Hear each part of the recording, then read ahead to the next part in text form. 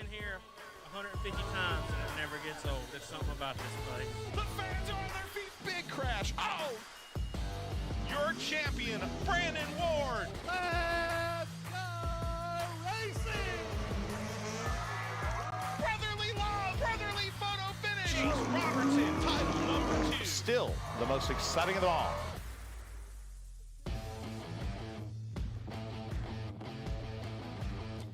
Good evening, race fans, and welcome to Flow Racing's live coverage of the 1,135th night of racing at still the most exciting short track of them all, Bowman Stadium in Winston-Salem, North Carolina.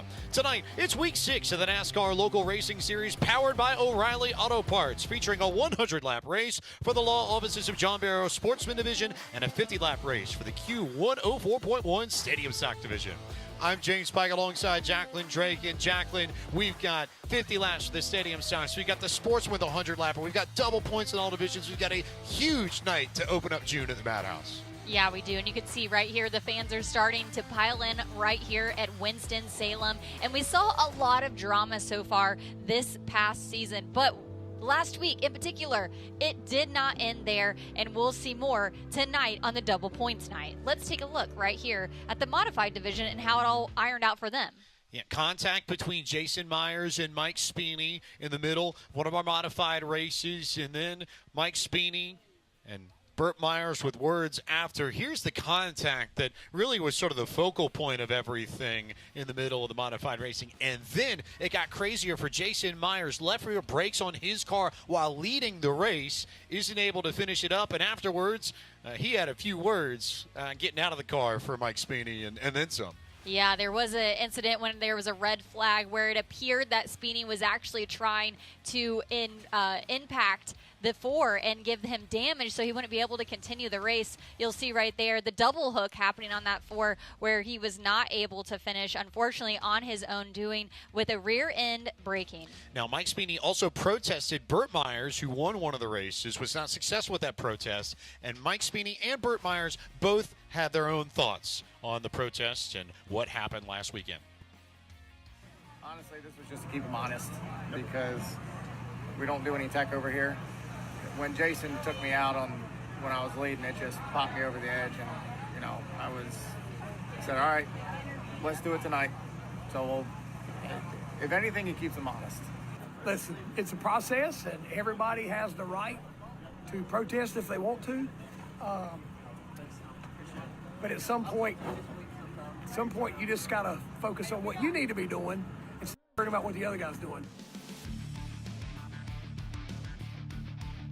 Now, last season we saw Mike Speeney and the folks at QRC HVAC Refrigeration take some billboards, get them thrown up alongside Highway 52 on the road to the stadium. They brought that back this year with a bit of a pointed message, I think, here, Jacqueline. Yeah, absolutely. And I think some fans were a bit confused because the Myers modifieds were not deemed to have traction control, although you'll see right here Speeney questioning that with a symbol on this billboard and adding even another layer to the rivalry for these two families. Yet another chapter of Speeney versus Myers. We may end up writing another chapter this evening as we take a look at the modified standings. Burt on top by 18 markers over Tim Brown. Speeney third in points. Junior Snow with a great start to the season after the bad luck he's had last few years. I know he'll be delighted to be top 5 in points. Then John Holloman wasn't planning to run every race in this year, but he's top 5 in points. He's got reason to be here every week too.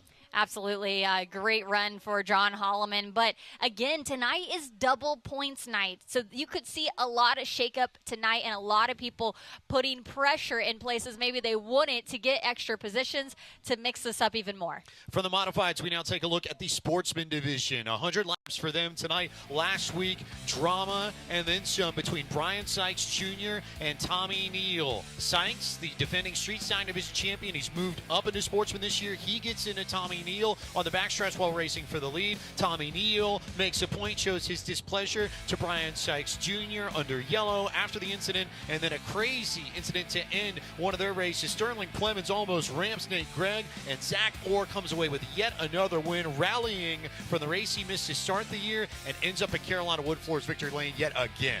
Zach Orr certainly happy to be in victory lane. Now let's go ahead and take a quick look at the Sportsman Division standings. Billy Gregg atop of the board, followed by Tiger Tommy Neal and Brian Sykes Jr., Austin Taylor, and there's Zach Orr in that 5th position. Think about that. You've got 6 drivers, 2 tied for 5th, but everybody 2nd to 5th, all within 5 points. So behind Billy Gregg, it could be an absolute bloodbath, especially on a double points night, to try and climb your way up the leaderboard. In the street stock division, we had a lot of fun to open up the card. Contact between Emily Lewis and Bryant Robertson last week. Those two got into it about the same way that Tommy Neal and Brian Sykes Jr. did. They show their displeasure and have a few words and trade a few fenders under the yellow flag and have their coming together. And then K-Train gets it done. Had a heart attack between his first career win and his second. Comes back to Carolina Wood Fuller's victory lane. And that is a happy band if I've ever seen one, Jacqueline. Certainly great to see K-Train back in victory lane,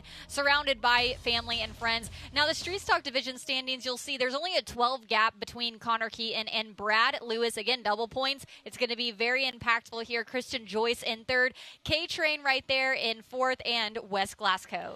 20 points separating 4th through 10th, and then the top 3 within 16. So an opportunity for the top 3 to separate themselves, or somebody from 4th on back to try and get up the point standings too. Plenty of action to cover. We'll have more of it after this quick break. We'll be back with more action from Bowman Gray Stadium live on Flow Racing after this.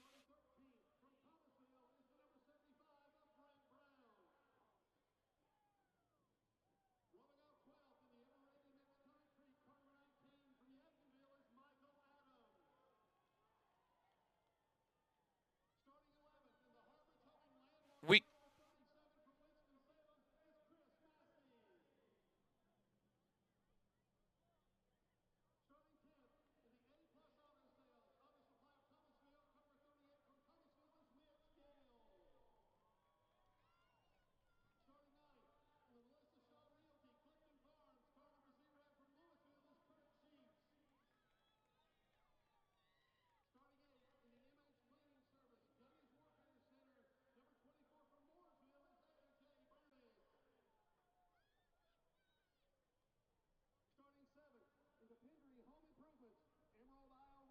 car number 03 from Winston-Salem is Sterling Clemens. Rolling off 6 in the Frank Myers Automax Parking Litigation, car number 21 from Wool Hall is the Tiger Tommy Neal. Starting 5th in the Priority 1 Auto Sales, Bully's Bar and Grill, car number 99 from Winston-Salem is Brian Sykes Jr. Starting 4th in the Jerry Johnson Motors Quality Glass. Great American short track racing, Madhouse style. Green flag is out for the street stocks. Mass chaos here at Bowman Gray. And now they spin in front of them. The points leaders are collected. The K-Train, his 2nd career victory. Contact with Smith. Smith goes around. Sterling Clemens with his 8th career win at the stadium. The Sportsman cars are back in action. Little bumper to Neal. Neal sideways. He finishes him off into the infield grass. The fans are electric at the Madhouse. Big crash in the north-south. Oh, here we go. Orr wins it. Lots of lap traffic in consideration here. Splitsville. 5 wins in a row to start 2026. Pure domination. Slipping up is Peanut. Now a jam car situation. 4 cars locked together. The Peanut, his shell doesn't crack, and he wins at Bowman Gray. The Elite Utilities 100 is green. Jason Myers gets it to your leader. Speedy is around. Myers versus Speedy once again at the Madhouse. A father-son finish. The Myers family. Dad wins. Son 2nd at the Madhouse.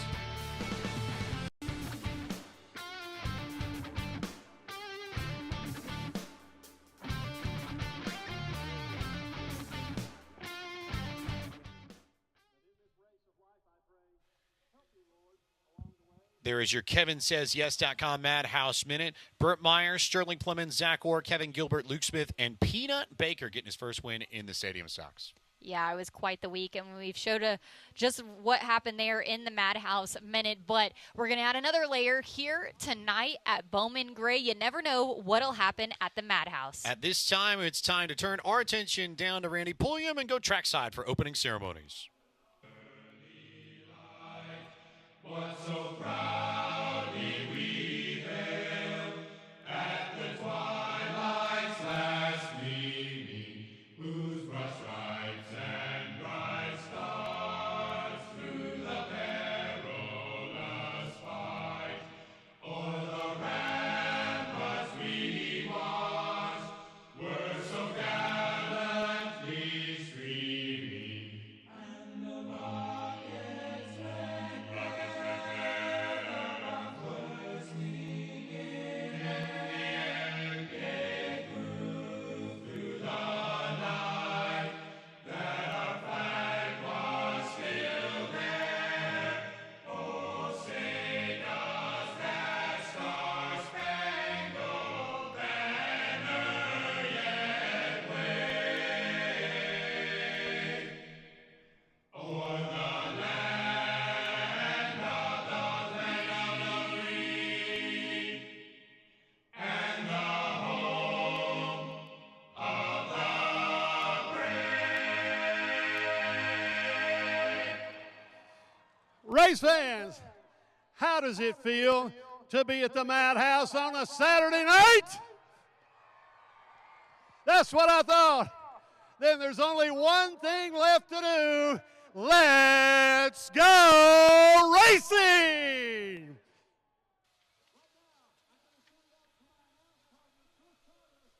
The famous call of PA announcer here at the Madhouse, Randy Pulliam, getting us set to go. When we come back, it is time for our first race of the evening. The Street Stocks will open up the card here tonight. Week 6, Bowman Gray, live on Flow Racing. Trinity, North Carolina, the number 1, his name is Christian Joyce, starting 20th. In the number 7, Dalton Ledbetter, starting 19th. In the number 10, out of Winston-Salem is Craig Hartless, starting 18th. In the double zeros, Johnny Martin out of Walworth, starting 17th. In the number 5, out of Moxville, Connor Keaton, starting 16th. In the number 9, Brandon Brown out of Walkertown. Out of Lexington, starting 15th in the number 72, Bryant Robertson. Starting 14th in the number 21 out of Louisville is Wes Glasgow. Starting 13th out of Winston-Salem in the number 68, Emily Lewis. Starting 12th, but will be going to the rear out of Mount Airy, number 47, Victor Flores. Starting 11th out of Low Gap, Brian Shute. Starting 10th in the number 71, Rich Hunter out of Moxville. And out of Germantown, starting 9th in the number 19, TJ Whaley. Starting 8th out of Rockwell, the number 98, Jaden Cordell. Starting 7th in the 07, Nick Brill. Starting 6th in the number 13 out of Moxville, Kevin K-Train Gilbert. Starting 5th in the number 37 out of Lexington, Matt Lewis.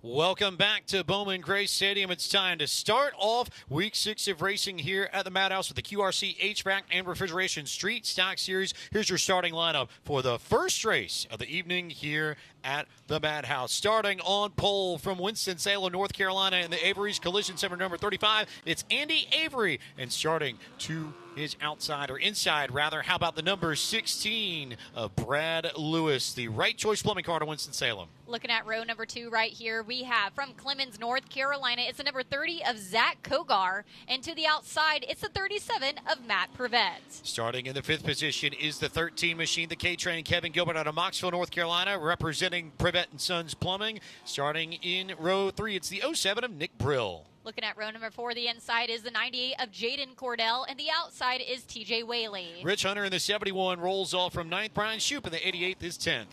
68 of Emily Lewis, the 21 of Wes Glasgow. Brian Robertson in the 72, Brandon Brown in the 9 and 14th. The 5 of Connor Keaton, the 00 of Donnie Martin. Kendall Craig, Heartless, and Dalton Ledbetter taking off row 9. 3 more drivers to take this field. Christian Joyce starting in the rear. And they're going to have a lot of work to do to catch up. Double points night here for the QRC HVAC and Refrigeration Street Stock Division. As Jimmy Amsher pulls the modern Chevrolet Pace vehicle to the infield, into the inside of the north turn for the first time. Green flag is out, and we are underway with the street stocks at Bowman Gray. And immediately Brad Lewis gets a great jump ahead of Andy Avery. As one car goes into the fence, the 71 machine rides the wall. Rich Hunter with a big hit to bring out our first yellow flag before we even complete a lap. Yeah, this is a big field tonight. A lot of cars. The 71 all alone, it appeared, just made contact in turn 1 and 2. A lot of fender pieces and a little bit of wall damage. We'll have the track official head on over there and check on him as the window net comes down. That car was pinned up along the fence. I saw it wall ride, and there are plenty of tire marks all along the south turn here. A little bit of Ross Chastain. Well, I think Rich Hunter knew pretty quickly that something was wrong as we get a first look at our Hudson Auto Works instant replay of the evening, and you can see it. That car just immediately goes off. That almost looks like a Hun throttle there for Rich Hunter. Or maybe no brakes. Or something. Yeah. Some issue. One of the two. He went exactly straight. You know, I've seen that one other time, and it's when the steering wheel actually comes off of the steering column and you can't turn. That was interesting. You'll see him exiting out of the car here. Maybe we can see something on the inside, but man, what a hard hit for the 71. So Rich Hunter gets out of his car. They'll take a moment to clear it up. We'll take a moment to take a break, and we'll be back with more action for the NASCAR Local Racing Series, powered by O'Reilly Auto Parts, live on Flow Racing.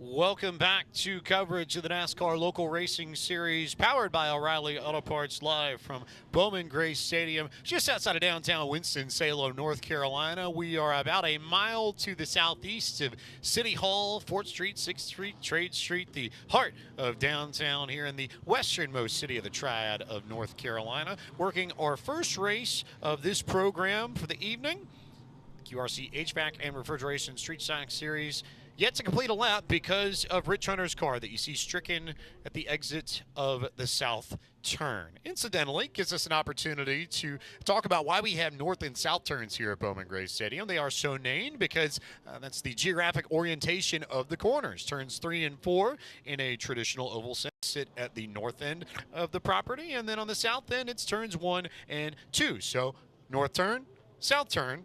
Bit of a unique quirk, I think, of racing here at Bowman Gray Stadium, Jacqueline, but also part of what makes it fun, too. Yeah, there's a lot of things with Bowman Gray that's a little bit different, including the fact that we don't actually have live timing and scoring at this track as well. So what we actually show to you guys on Flow Racing right here with the ticker, we show the top 5. That's actually manually inputted based on what we can see through our help and production staff here. But we don't have transponders. There's hand scoring taking place just a couple of suites to the left of us, and that's really old school. That's how I grew up racing. My mom used to do hand scoring up in the tower whenever I was.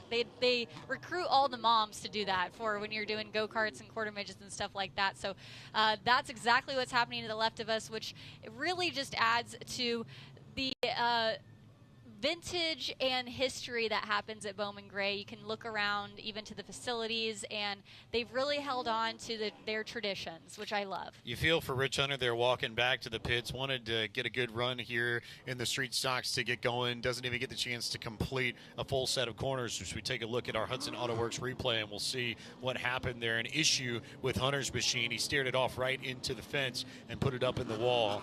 And car stopped.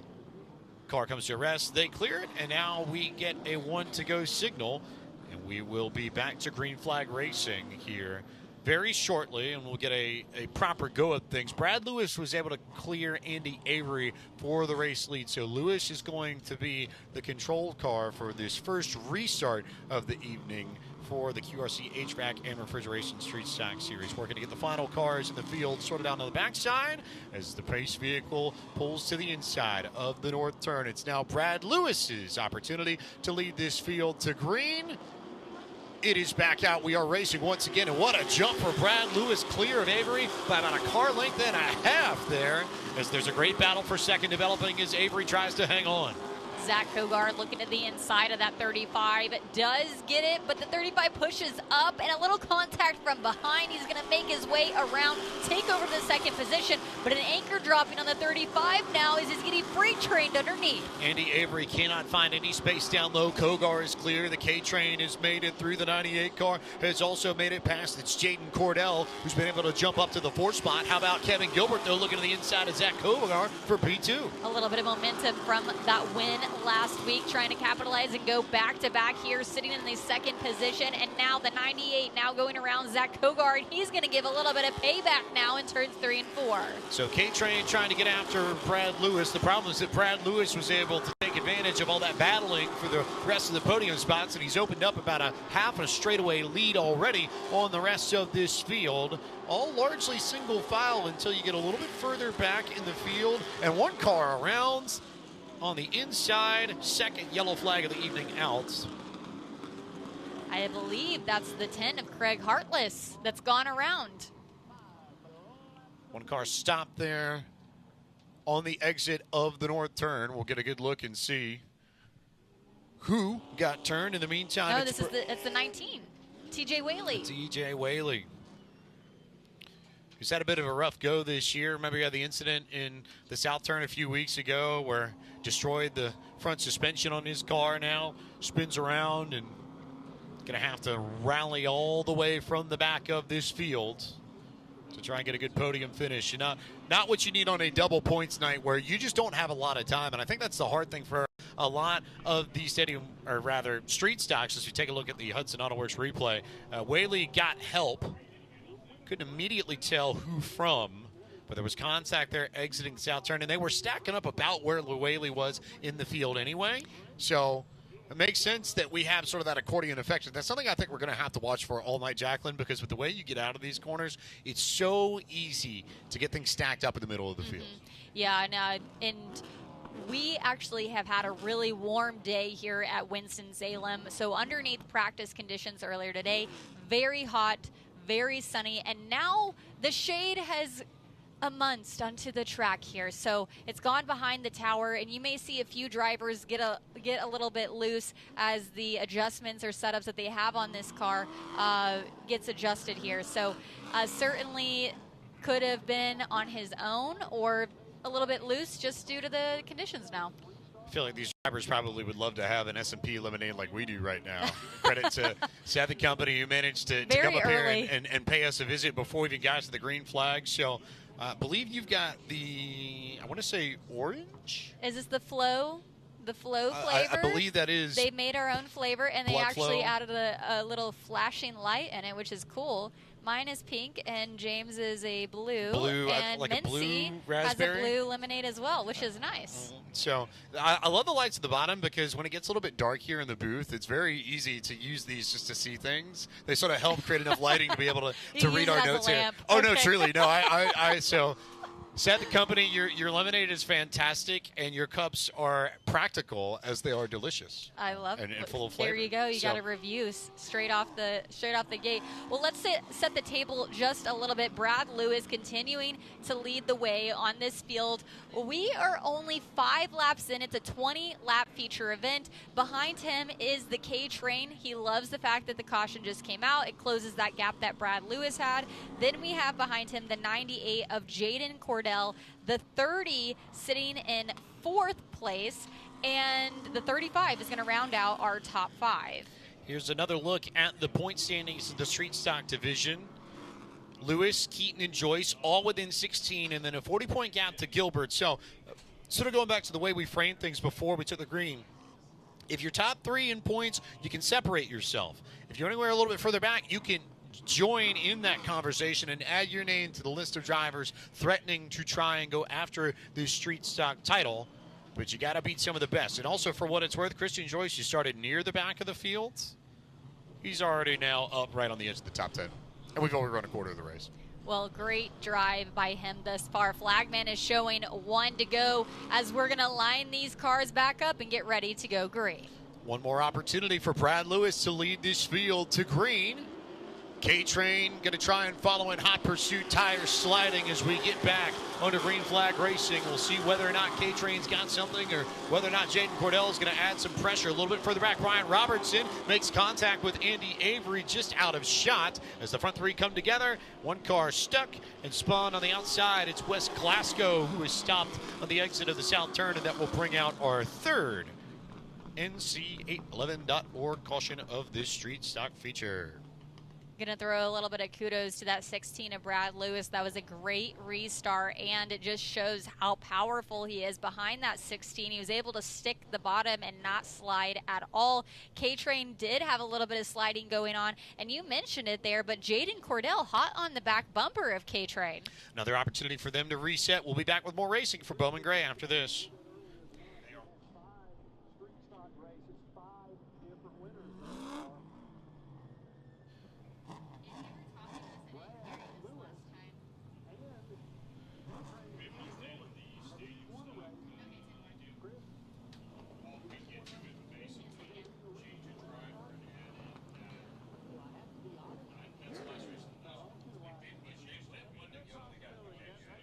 Where I think, yeah. Oh, back to caution.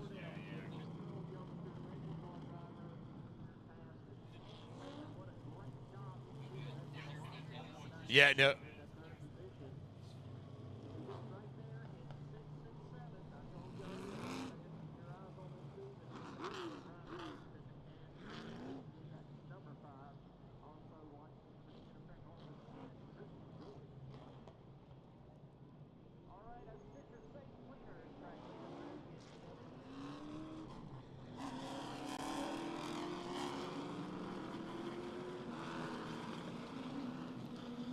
Welcome back to coverage of the NASCAR Local Racing Series powered by O'Reilly Auto Parts from Bowman Gray Stadium. Yellow flag out. A little bit of fluid dropped in the south turn where Wes Glasgow just spun a few moments ago. So safety crews actually getting the drivers to try and run through this. So, Jacqueline, when you've got Speedy Dry down and track officials are trying to make the drivers run through the Speedy Dry, what does that do to the track? How does it help clean it off? And what's it do for the drivers? As a driver, you don't actually want to run through it because you don't want it on your tires. And in my past experience, I never would do it.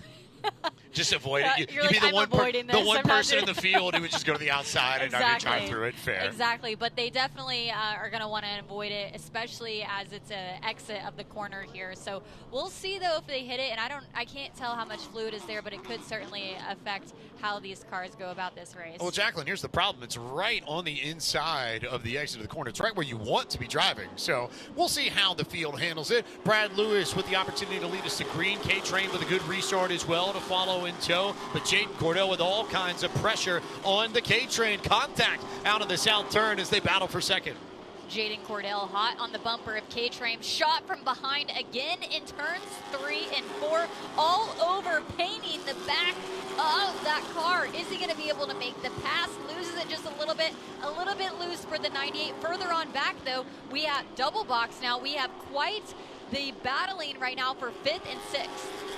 Jaden Cordell just not letting Kevin Gilbert go, and Brian Robertson now in control of this group a little bit further back in this field. Connor Keaton's also in the mix too. He's had a nice drive from the rear. Christian Joyce was also part of this bunch, and they are just stacking it up here on the back straightaway. Yeah, and I don't know if you can tell in the broadcast here, but they are hitting that mark that we spoke about, and it's making a lot of these drivers get really sideways where they're having to oversteer and correct themselves. Brad Lewis coming to halfway here, 10 laps down, 10 laps to go. Keeping an eye on Christian Joyce, working to the outside of Kendall Craig Hartless. This is a little bit further back in the top 10.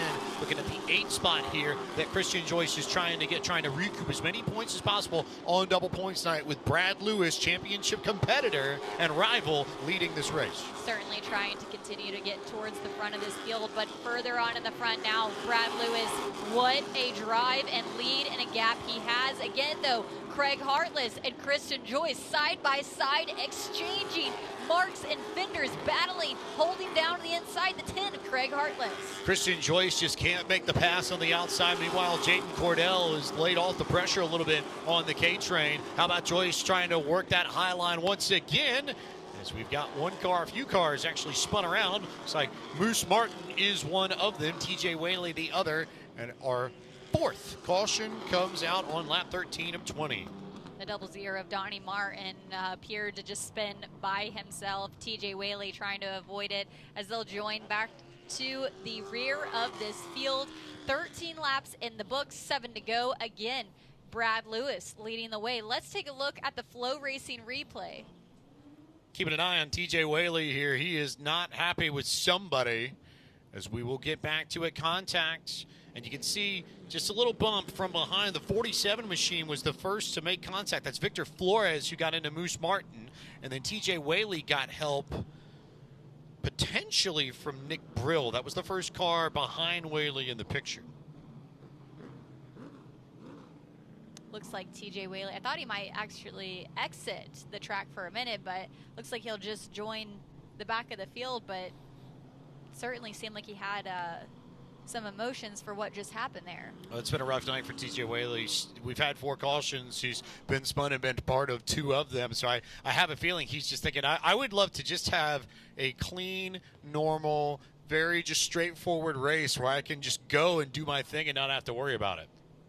Certainly is a hard thing to do here at the Madhouse. Flagman is going to show 1 to go at this time by, and we only have a handful of laps left, James, so this is where things really start to break loose. 6 laps left in this opening race of the night for the QRC HVAC and Refrigeration Street Stock Division. Also worth noting that traditionally in Bowman Gray points, it's 2 points per position. Tonight it's 4 because it's double points night. So in theory, Brad Lewis has a 12-point or 3-position lead here in the standings live as we go, courtesy of our statistician Justin Mincy. As we get after it one more time, Lewis and K-Train, and will Jaden Cordell try and push the issue as much, or will maybe K-Train have his moment to shine? K-Train certainly was much stronger on that restart. Now getting to kiss the back bumper. That 16 gets a little bit loose though. An exit of 4. Caution flag's going to fly now though. We have the 47 of Victor Flores around in turn 2. He went around pretty early on in that lap, got help in the back, and just wasn't able to get that car going. So Victor Flores responsible for the 5th caution of this race on lap 16 of 20. So 4 laps to go when we get back to it, and Flores around, believe, potentially for the 2nd time. this is great news for K-Train because it appears that he has more of a short run car versus Brad Lewis has a long run setup going on that 16. So we'll see. This could be quite the battle here as we'll only have 3 laps left once we go green again. Quick reset here. One to go already out from the flag stand. So next time by, we'll go green flag racing once again. Brad Lewis trying to capitalize on double points night in a very, very short race. Not going to be common for a lot of the divisions this evening. Mostly longer races for most of these groups, but for the street stocks, just a standard 20-lapper to try and sort themselves out and figure out who really wants to take control not only of this race, but of the points battle as well. Pace car is in its place in the middle of the north turn. Brad Lewis with the opportunity to try and go as K-Train and Jaden Cordell follow closely behind. Back to green flag racing. Pretty good jump there for K-Train, who tries to get the bumper into the rear of Brad Lewis and sends him up the racetrack, but couldn't get the run off the corner. K-Train going to be able to show a nose the inside, but spotter's going to say, not clear, you're not halfway there yet. Now, front to bumper, stacking up further on back. Caution flag as we've got a pile of them in turn 3 and 4. A lot of people that got involved. Connor Keaton's got somebody's bumper attached to his car. Bryant Robertson I saw go around as well. One car is still stuck over there in the corner as that car now begins to move and get going, and that machine is the 37 car. Let's take a look at the Flow Racing replay and just how that ironed out. You'll see further on back the 30 contact with the 72 and then stacks it up further on back. Lots of damage in contact. We got fenders flying as well. I thought that was somebody else's fender on Connor Keaton's car. That's actually his own fender that got ripped off. So Bryant Robertson goes around. Keaton gets damaged. Christian Joyce was near there. Not quite on it, but near there. Oh, and Connor Keaton just made contact with Christian Joyce just at the edge of the shot. You see there? So what was interesting is Connor Keaton, he has a fender. You'll see right there on the right side. He was trying to get it off by hitting the wall, and he was looking at the wall trying to drag it, and I don't think he saw Christian Joyce actually stop. Yeah. And yeah, I don't think that was intentional, but wow. Yeah, you'll see he's trying to pull this off. Otherwise, they may make him leave the track, and then you'll have to go to the back of the field here. We saw this a few years ago, in particular with Michael Adams. Now here comes Zach Kogar trying to come and help and see if he can't literally drive over that fender to knock it off. Very kind. So, can you imagine? I already know right now the spotters are up there like, hey, man, why don't you go and hit my fender off for me, buddy? I'll buy you a cheeseburger if you can get this fender off, right? More like they're going to give him a beer or something at the end of this. Like, I'll buy you a bucket of Little Donuts and a few glasses of S&P lemonade. Yeah, can you come if you peel can come my fender off? Yeah, if you can peel my fender off for me. And this happened to him last week. He had a fender, it was balled up in the left front. It was like literally all the way around the tire, which was crazy. I'd never seen that before. And now he's dealing with this. So we'll see how Race Control tries to sort out this field. They're currently trying to figure out scoring and figure out what order people need to be in. He almost got it that time. Oh, here we go. I think. Not quite. Still almost dragging hit there. Christian Joyce again. Still dragging there. Trying as best he can. It's almost like someone needs to run over it and then he can pull up. That's what Zach Kogar is trying to do. You can see multiple times they're sort of going and stopping. Come to the front stretch so we can see this more clear. Still nothing yet. I will be able to tell. Great work there off our team with NASCAR Productions getting the speed shot active in turn 3 to try and piece it together. I mean, also you're trying to do this without causing a flat for the other driver of sorts here. The 30 trying to help out now, Christian Joyce. Also of note, 1 to go is being shown on the flag stand, but Jaden Cordell is stopped over in the entry to the south turn. Cannot get the car refired. Would be in third if he can rejoin the group here. I'm so entertained by this, James. The continuing case of Connor Keaton and the fender that just will not go away. The one rivet that won't let go. It truly is one. It is just the one rivet that is keeping that thing on. He's trying. Oh, man. Zach Kogar is really trying to help. They've almost got this. Oh. We'll see whether or not race officials decide to make Keaton come into pit road. If they are not satisfied with the way that fender is just hanging on, they will have the option to do it. And keeping an eye here on things. Checkered flag is also in hand. We have a time limit, though. It's in consideration here, too. And I believe we are going to hit that time limit. We will wait as they cross the line. But pace car goes, checkered flag waves. Brad Lewis wins the double points feature for the QRC HVAC and Refrigeration Street Stock Division at Bowman Gray. Wow, we're going to sort out the field here as they'll exit, but Brad Lewis in that 16, strong showing by him. Had we been able to iron this out, though, I think K-Train might have gave him a little bit of run for the money, but that's all that matters is the 16 now holding the checkered flag in hand and winning here tonight at Bowman Gray. Brad Lewis with a big step in the points. Emily Lewis already parked here right on the front stretch, getting ready to celebrate with the family as the rest of the Lewis Brigade comes down to the start-finish line and to Carolina Wood Floors victory lane. Brad Lewis gets his 12th career win at Bowman Gray, and that ties Hank Thomas for 115th on the all-time wins list here at the stadium. Hank Thomas, I believe, of Hank Thomas Racing Fuels once upon a time. So Brad Lewis tying a somewhat famous name. Hank Thomas gave a lot of competitors here for a long time, a lot of racing fuel. Brad Lewis now going to have the opportunity to celebrate here after winning the opening race of the night at Bowman Gray. He's going to bring it to the front stretch and bring it to Carolina Wood Floors victory lane for another trip to the famed K-Truck victory lane setup. Very unique that they have here at Bowman Gray. Not really any other places like it, but a lot of neat things that they do at the Madhouse that are special. While Brad Lewis celebrates, let's go down trackside to Bowman Gray PA announcer Randy Pulliam. In his Bowman Gray Stadium career, driving that Ceramic Pro, Right Choice Plumbing, car number 16.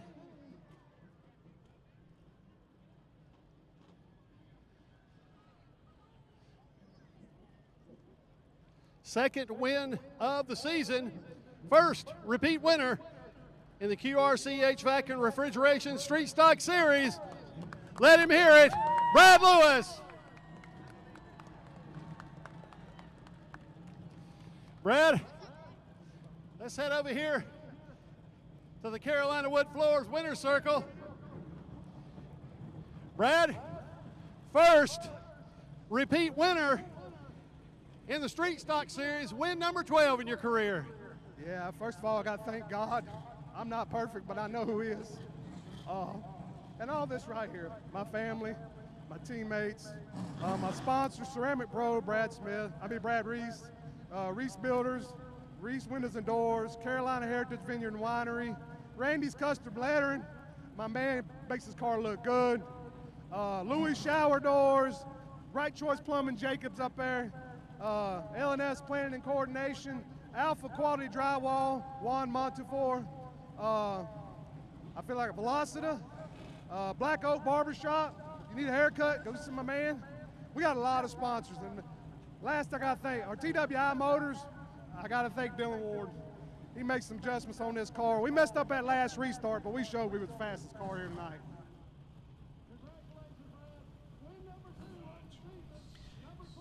Street Stock's done. Modifieds on tap for their first of 2 races this evening. We'll be back with more action from Bowman Gray after this on Flow Racing.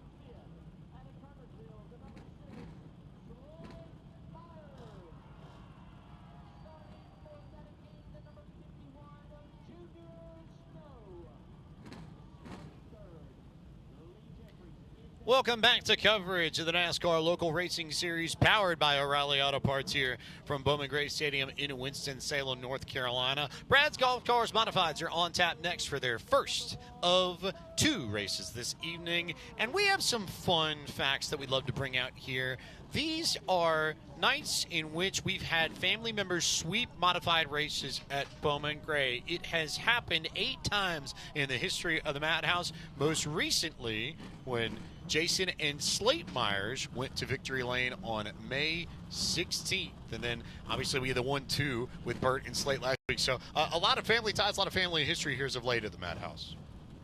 Yeah, I love to see that and how it ironed out last week for the Myers family. Now let's take a look, though, tonight at the starting lineup for the 25-lap Modified Division race. On pole from Tobaccoville, North Carolina, and the Traffic Control Safety Services number 83, it's the Rocket, Tim Brown, and to his outside of the Choice Tire and Automotive number 1 out of Walnut Cove, North Carolina, it is the Ace, Bert Myers. Looking at row number 2 on the inside is a 75 from Waldburg, North Carolina, Phoenix Packaging, Lee Jeffries. And on the outside from King, North Carolina, the Wagner Appliance 51 of Junior Miller. Starting in 5th, the Bryson Brothers Aerial Solutions, number 6 out of Walnut Cove, it's Slate Myers. And starting to his outside, also out of Walnut Cove, in the number 4 Choice Tire and Automotive Machine, it's the working man, Jason Myers. Row number 4 is going to feature the 99 from Mount Airy, Smith Trucking of Jordan Fleming. And to the outside, the number 5 from Pufftown, North Carolina, Carolina Triad Choice Realty, Randy Butner. Ethan Truhl and Riley Neal roll off from 9th and 10th in this.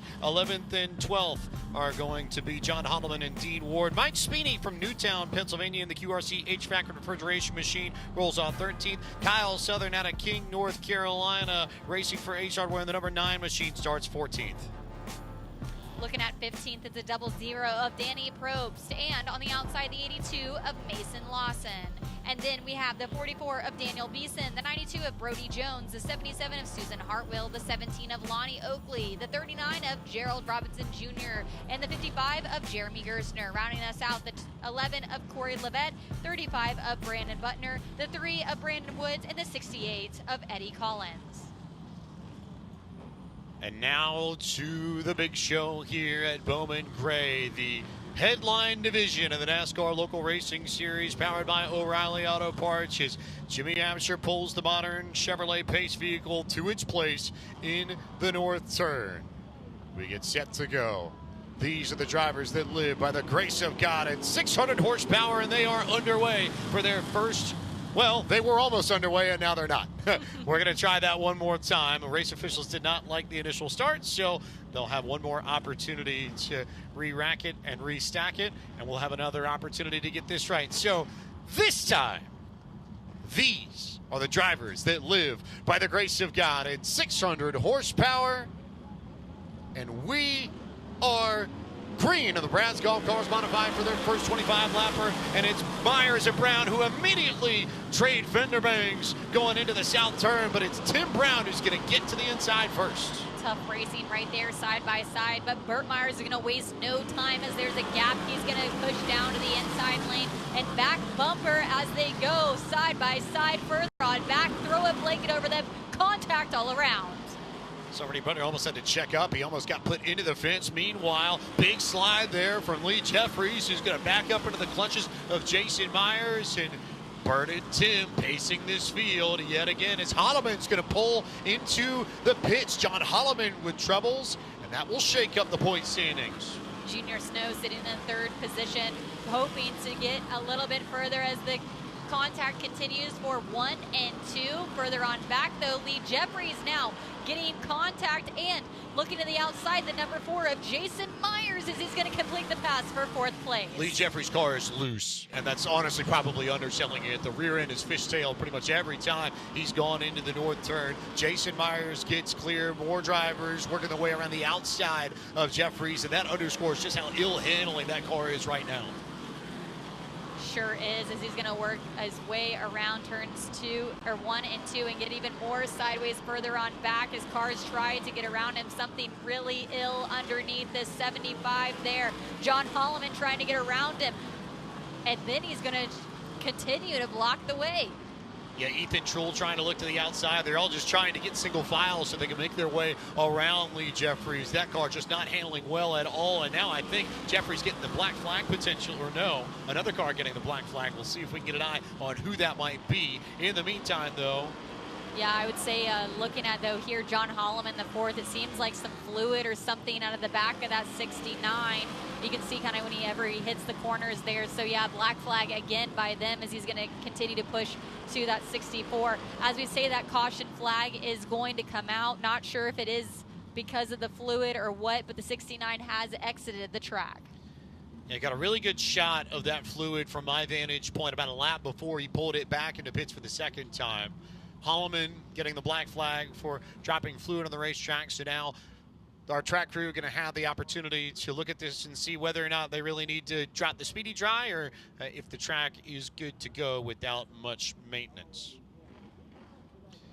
A look here at our Hudson Auto Works replay. You can see the trail, especially coming back in the lights, just out of the corner here. And you can see it there on the right side, dumping almost off the right rear corner, but you can see that sort of trail of mist, of vapor there.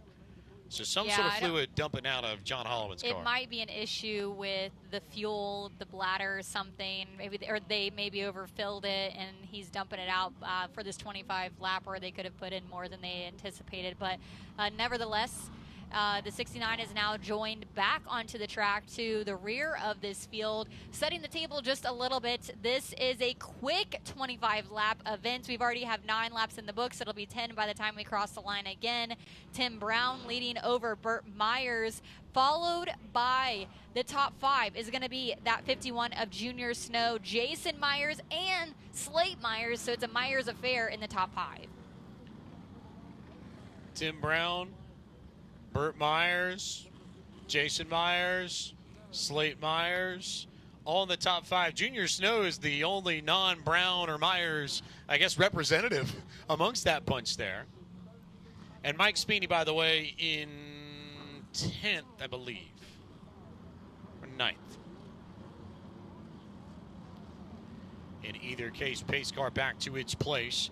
Green flag to come out here right around the halfway point. We've got a few laps to get to it, but Tim Brown leading this group once again. Burt Myers giving chase. Little tap of the bumper there, center of the south turn. Junior Snow trying to hang off the rear deck lid of all of them and making a 3-car fight for the race lead. Waiting to see where the first battle is going to pop up. Maybe, just maybe, with Riley Neal and Ethan Trull. They're getting after it pretty heavily towards the back end of the top 10. But for now, we'll keep our eyes peeled on our front 5 and see whether or not Burt makes it a fight for the race lead, or whether or not we get a good battle just a little bit further back. The 83 of Tim Brown certainly hoping to get another win for this season, but he's going to have to hold off the one of Burt Myers, who's hot on his tail. Another shot from behind again in turns 3 and 4. But these are the battle for the guys that are the veteran in this division. So if there's anyone that knows how to race Burt and do it and accomplish a win over him, it's going to be him. The 69 getting the black flag again. More fuel, more fluid coming out of the 69, and he's going to slow way down to the inside. So Holloman is receiving the black flag here. He's received it for the last few laps. So I wonder if he might run the risk of getting disqualified outright and not being scored here. We'll see if the black flag with the white cross comes out. I think he's certainly at risk, and now he's going to spin it out on the front straightaway, and we may get a yellow flag. We will get a yellow flag on lap 14. 69 is going to fire through the infield. Interesting turn of events there for the 69. That was lap 15, though, that we just completed. So 10 laps more to go in this feature event. Setting the table just a little bit, though. Now sitting in the 7th position, Mike Spini has made his way all the way from 13th up. Let's take a look, though, at what we just had with the 69. Yeah, losing it all on his own, James. Yeah, self-spin there for John Holloman, the 4th, out of Winston-Salem, North Carolina. Superman, and when he wins here, usually has that Superman shirt hiding underneath the fire suit, and he will open it up and show it off to the crowd, and usually get a pretty good rise out of the folks here at Bowman Gray. They love the passion that John brings to each and every race. But the track crew going to work, trying to get the track cleaned up. It gives us the opportunity to look at the point standings one more time. Burt Myers, Tim Brown, Mike Speeney, Junior Snow, John Holloman in the top 5. So Holloman in 5th, almost certainly going to take a hit after this race. Yeah, certainly. And Speeney, who we just alluded to a while ago, this is great for him as he continues to move up through the field in order to close that gap on second and first positions here. And he's doing a heck of a job by making his way through the field and taking advantage of these restarts so he can get a few positions. Flagman's going to show 1 to go as we get the rest of these modifieds lined back up. And we'll have just 9 laps left. Good drive for the Newtown, Pennsylvania driver Mike Speeney, who started in the 13th position on the grid and now currently runs in the 7th spot. So up 6 spots for the PA driver that has come down south to contest some modified action. 15 laps are on the board. 10 laps will be left to go. Tim Brown will lead us to green here as the modern Chevrolet Pace vehicle pulls off the racetrack, and we'll get another green flag and another restart there, and a good one for Tim Brown, who will gap Myers by about a car length. It'll be enough to keep Myers off the rear bumper as we hit 10 laps to go. Really great restart by Tim Brown. Again, right there, continuing to lead the way in this feature event. Burt Myers not going to let him pull off too soon, get ahead too fast, as he's going to close the gap just a little bit on the back of that 83. Myers has not been able to get to Tim Brown, but he hasn't let Tim Brown get away either. And they have managed to gap Junior Snow by about a car length in this lap. Not a lot, but the small margins can make a big difference when they start stacking up and adding up over the course of 5 laps, 10 laps, however many laps you need to run in these modifieds as Burt continues to sit on the rear bumper of Tim Brown. John Holloman, the 4th, continuing to get back out on the track despite getting black flagged, but battle up for the front continues. Big shot now for Burt Myers to the back of that 83. The orange bumper is getting louder, and no, it's not just the podcast. It's Burt Myers getting ready to make it a battle for the race lead, I think, because we're starting to see him creep up to the rear deck lid of Tim Brown's machine. And I think within the next few laps, it might get a little bit physical for P1, and rightfully so. We've only got 5 laps left in this race.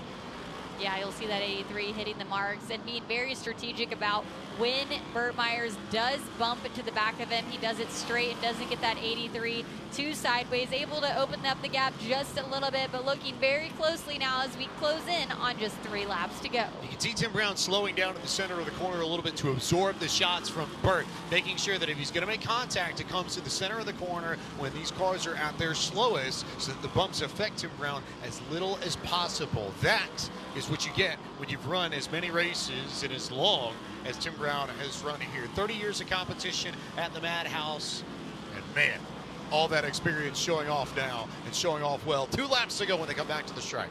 Absolutely. The Rocket, Tim Brown, takes the white flag this time. Turns 1 and 2, holding his own over the number 1 of Burt Myers. They head down the backstretch.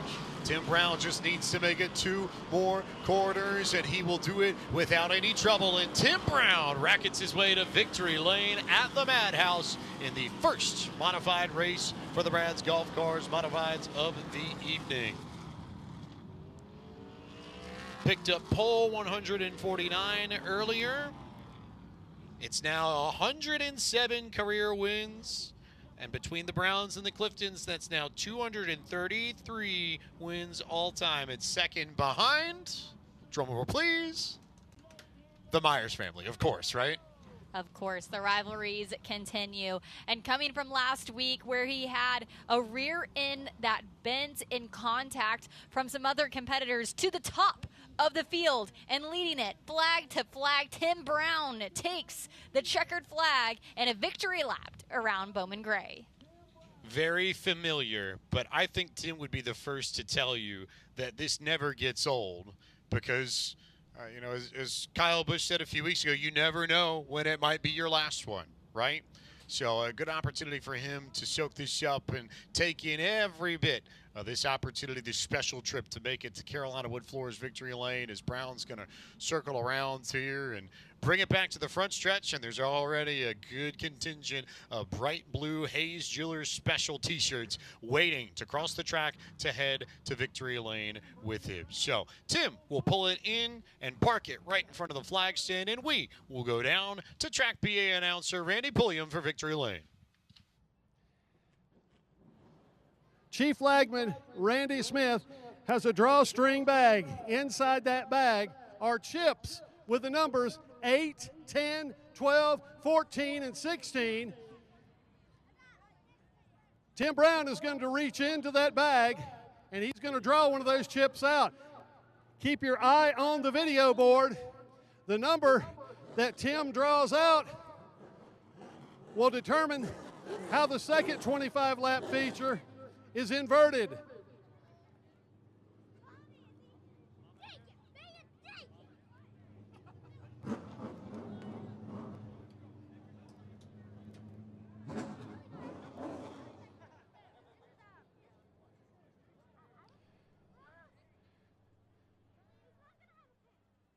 Tim getting out of the harness.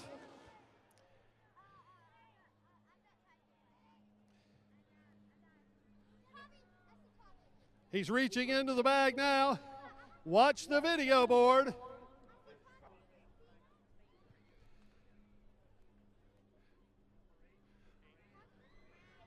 He draws number 8, the best he could draw.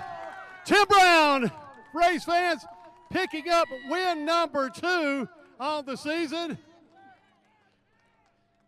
Tim, let's head over here to the Carolina Wood Floors Winner's Circle. Number 107 in your career. Tim, you know our fans here, they're not apathetic.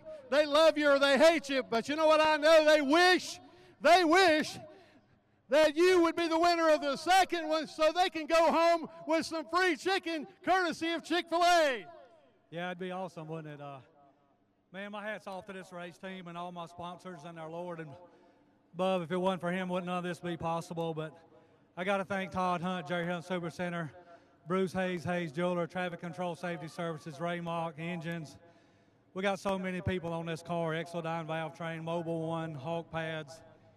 We got Pulliam's Hot Dogs on it, Image First, Duggan's Welding, they do so much for us, Echelon. Man, we just got so much Ray Mock power, man. And I tell you, y'all just watch the 2 best that's here tonight put a show on. That one car super fast, and I love racing with him. He makes you better, you know.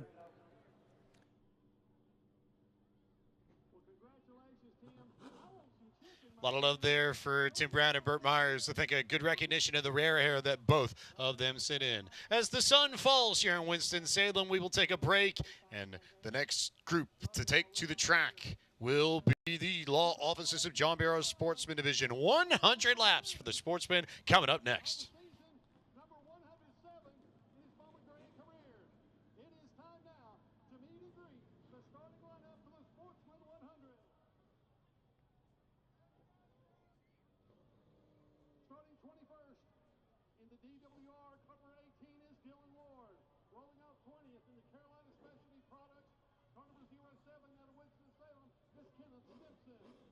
Starting 19th in the Willie's Bar and Grill, cover 97, is Brian Sykes Sr. Starting 18th in the Cardinal Plumbing and Drain Services, Squeaky Clean Home Pros, car number 15 from Lexington is T. Dawson. Starting 17th in the Walker Down Mill Farm, Lawn and Garden, from Waunacosie, 88 of Chris Taylor. Starting 16th in the Dario Jerry Hunt Super Center, car number 31 from Wahlberg, the defending champion of the series is Chase Robertson. Starting 15th in the Dario Jerry Hunt Super Center, car number 23 from Wahlberg is Ryan Robertson. Starting 14th from Patrick Springs, Virginia, the car number 5 of Jonathan Simichek. Starting 13th from Thomasville, the number 75 of Brent Brown. Rolling off 12th in the ever-ready Mixed Concrete, Swift Springs, car number 19 from Jacksonville is Michael Adams. Starting 11th from Winston-Salem in the Harbor Towing Landmark, car number 37 is Chris Massey. And now your top 10. Starting 10th in the A-Plus Auto Sales, Auto Supply of Thomasville, car number 38 from Thomasville is Mitch Gales. Starting 9th in the Melissa Shaw Realty, Clifton Farms, car number 0 from Louisville is Kurt Sheets. Rolling off 8th in the MH Cleaning Service, Gunny's Warfare Center, car number 24 from Mooresville is A.J. Burnett. Starting 7th in the Pingree Home Improvements, Emerald Isle Realty, car number 03 from Winston-Salem is Sterling Clemens. Starting 6th in the Frank Myers Automax, towing car number 21 from Roll Hall is the Tiger, Tommy Neal. Welcome back to coverage of the NASCAR Local Racing Series, powered by O'Reilly Auto Parts. Twilight falling and the sun setting over Winston-Salem, North Carolina on this first Saturday in June of 2026. It's event night number 1135 in the history of the stadium. It's now time to turn our attention to the law offices of John Barrow Sports Division. 100 laps, one of their longest races of the season, and it's time to bring you the starting lineup for tonight's race. On pole in the number 12 Paulson's Law Services machine out of Winston-Salem, North Carolina, it's donkey strong Justin Taylor. To his outside, representing Micro Armor in the 98 out of Lexington, North Carolina, Billy Gregg. Row number 2 is going to feature the 28 from Winston-Salem of Nate Gregg. And to that outside, he won here last week, the Jerry Johnson Motors Lexington, North Carolina native, the 55 of Zach Orr. To the inside of row 3 in the Port City chassis, number 99 out of Winston-Salem, North Carolina. It's the defending champion of the Street Stocks, up a division this year, the Country Pimp, Brian Sykes Jr. To his outside, it's the number 21 Alliance Insurance Group machine out of Rural Hole, North Carolina, the Tiger, Tommy Neal. Row number 4 is going to feature from Winston-Salem. He also won here last week, the Rock Star, the 03 of Sterling Plymouth. And to the outside, it's the 24 of AJ Burnett. Starting in ninth, the Zero Hero, the Cook's Flea Market machine out of Poptown, North Carolina, Kirk Sheets. To his outside, the good guy for Excelsior Valve Trains out of Thomasville, North Carolina, and the 38 car, Mitch Gales. Row number 6 is going to feature the 37 Pufftown, North Carolina, the Carolina Axle, Chris Massey. And to that outside from Yadkinville, North Carolina, it's the 19 of Michael Adams. Row 7 features the 75 of Brent Brown on the inside, and to his outside out of Martinsville, Virginia, in the 5 car, it's Jonathan Simicek.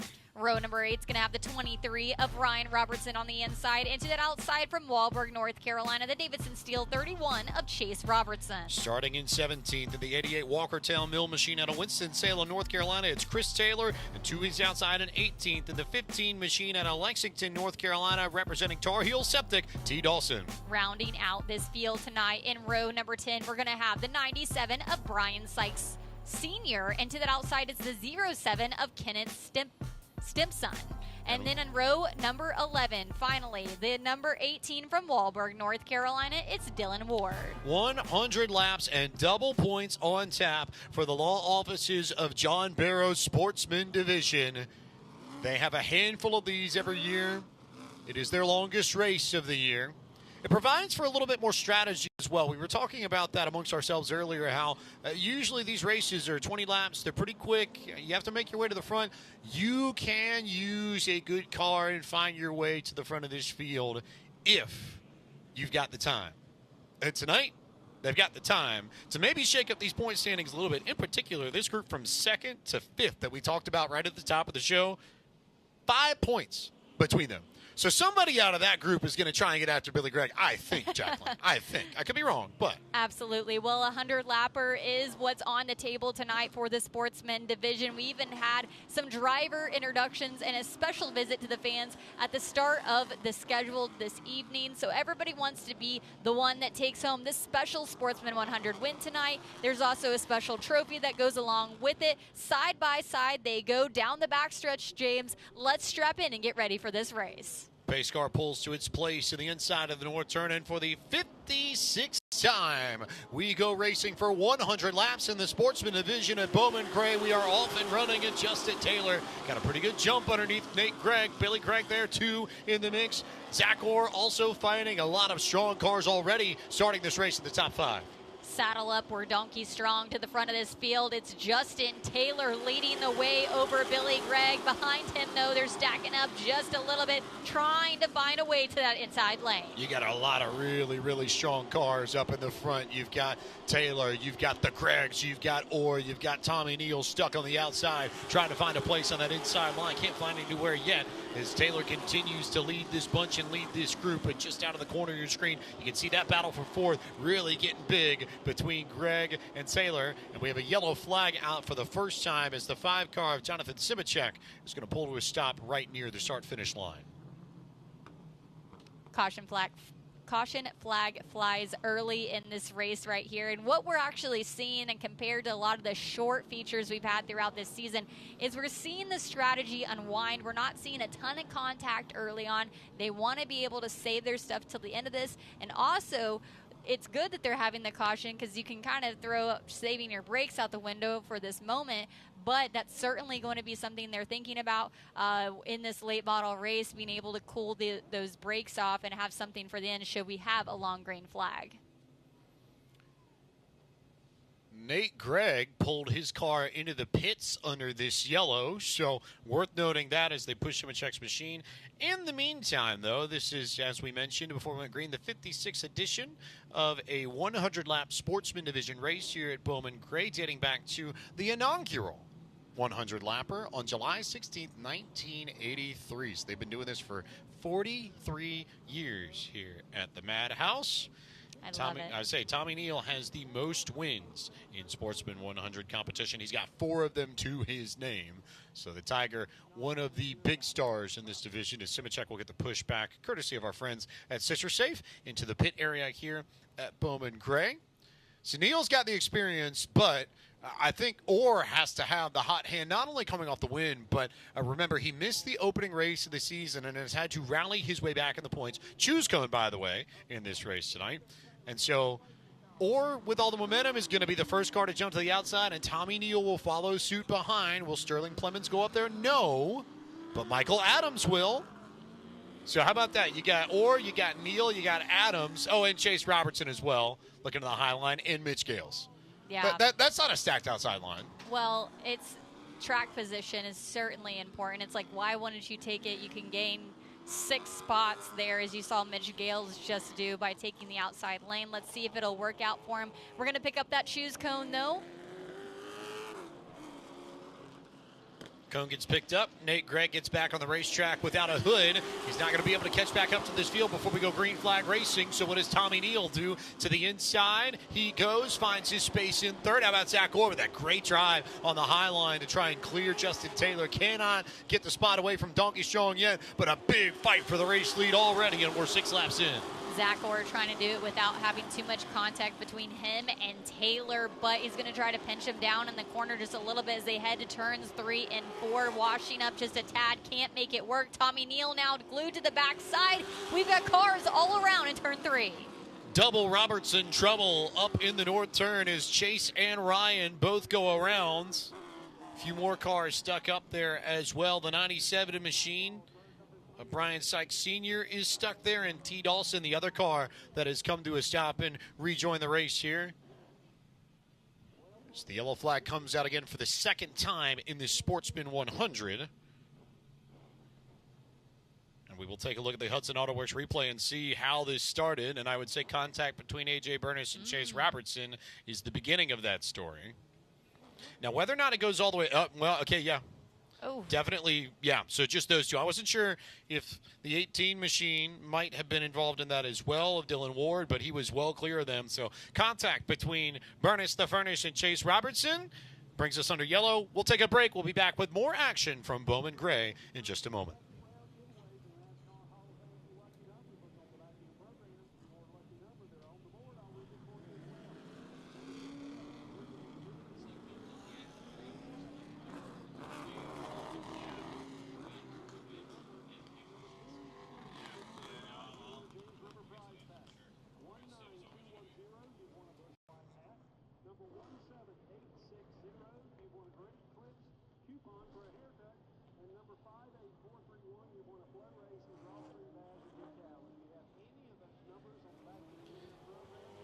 Welcome back to coverage of the NASCAR Local Racing Series, powered by O'Reilly Auto Parts, here on Flow Racing. We're at Bowman Gray Stadium in beautiful Winston-Salem, North Carolina.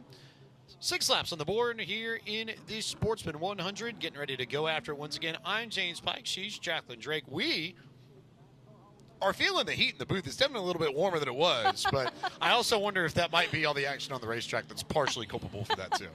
Yes, it certainly is a little bit warmer up here. I normally have a jacket we put on because it gets a little bit cold. I'm looking at our producer up here, D-Lo. He says he's sweating. We'll pass you the stick of deodorant, D-Lo, if you need it. Still have the caution flag out, though, on the track because we have a lot of drivers feeling the heat with only 9 laps in this feature event with 100 laps as the scheduled distance. It could get pretty hot in this car, both hot-headed and hot behind the wheel. Race control and the track officials trying to sort out the restart order for this group before they get after it. And a lot of fun to be had here. A lot of people packing this in on a June night. That's part of the magic of this place is that even when it's not, Hayes Jewelers 200 night, when it's not Ag South Farm Credit 150 night, you still get an amazing crowd here at Bowman Gray. And I know Matthew Dillner would be the first to say this, but if you haven't had the chance to come experience the atmosphere here and the racing, you have to get out to Bowman Gray at least once, whether or not you're traveling in the area, maybe perhaps for the Window World 400 at North Wilkesboro Speedway coming up in July. There's going to be a race here at Bowman Gray that Saturday night, so an opportunity to come check it out. Any of the Charlotte races for Cup, if you're in the area and traveling from across the country, you can come up here on a Saturday night and see some of the best short track racing in all of NASCAR. Choose cone is out. Tommy Neal is the first to go to the high line for the restart that will come on lap 13. Brian Sykes Jr. will go there, as will Sterling Plemons. Waiting to see who else decides to take the jump up top. Dylan Ward is going to go that way as well, as will Ryan Robertson. The 88 machine will go, and the 31 machine of Chase Robertson, too, ready to rock and roll. Jacqueline, let's get back after it. Absolutely. We're looking at the 19 there. Michael Adams has made his way up to the 7th position already. As I say that, though, green flag is going to fly double files. They hit the line this time sideways. Justin Taylor now into 1 and 2, trying to hold off Tiger Tommy Neal and can't do it. The 21 around now takes the lead. He gets a shot from Justin Taylor. Justin Taylor couldn't hang on to the lead because he had an entire rear view mirror full of Zach Orr, who now has got sparks coming from underneath his car around the right rear corner. So we'll keep an eye on that, see if there's an issue with Orr's machine perhaps, but it was sparking pretty heavily as he came into turn 1 the last time by. Justin Taylor now looking to the inside of Tommy Neal. Contact in the middle of the corner. There goes Neal up the racetrack. Taylor now looking for the lead on the inside. Man, there's a lot of contact all throughout this field, but the battle for the lead continues. Justin Taylor now to the inside. He's going to threaten to take the lead over Tiger Tommy Neal. He's not going to let him get it that easy. Pushes down to the inside. Still clean side by side on the backstretch. Fans have come to their feet. They are loving this battle for the race lead as Taylor and Tommy Neal swap fenders, swap tire ups, swap just about everything here. Neal led at the stripe, but Justin Taylor continuing to hold that inside line, and his foothold's getting a little bit better. He's inching up past Neal little by little, ever so slightly, lap after lap, and Zach Orr's just sitting waiting to figure out how this is going to all shake out. He certainly is, and the veteran on the outside, Tiger Tommy Neal, hoping to take over. The caution flag, though, now is going to come out. We're looking at the 19, but I'm not sure exactly what caused this slowdown. 19 was the slow machine. That's Michael Adams, who incidentally is one of the more successful drivers in 100-lapper history here at Bowman Gray Stadium. We mentioned that Tommy Neal has 4 wins in Sportsman 100-lappers. Michael Adams, Amber Lynn, Chase Robertson are next on that list with 3 wins in Justin Taylor, who is fighting for the race lead currently. Dr. Strong's got 2. Meanwhile, Nate Gregg back into the pits, as is Michael Adams as well. Those 2 coming in for service. The yellow flag out now on lap 18. Currently working lap 19. Caution laps are counting under the yellow. They certainly are, James, as we have a little bit of a contest for the lead as the drivers were side by side. Race control is going to figure out who exactly was the leader when the time of the caution came out. But I do want to highlight Dylan Ward, who started in the 21st position tonight. Take a look at that. Black number 18, currently sitting 6th on the field right now. Great drive by him, and still plenty of time to make up for these 5 positions in front of him. Wow, really impressive start to this race for Dylan Ward.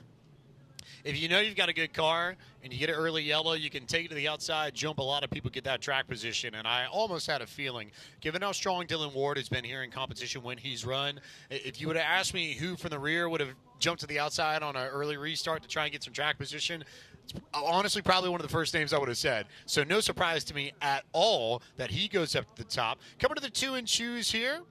We'll see whether or not we get a little bit of shuffling. Neal and Justin Taylor going to be down at the bottom. Neal led the last lap before the yellows, so he takes the lead per rules here, and will also control this restart. Zach Orr, the first car now on the outside. Brian Sykes Jr. goes up there. You've got Dylan Ward up there.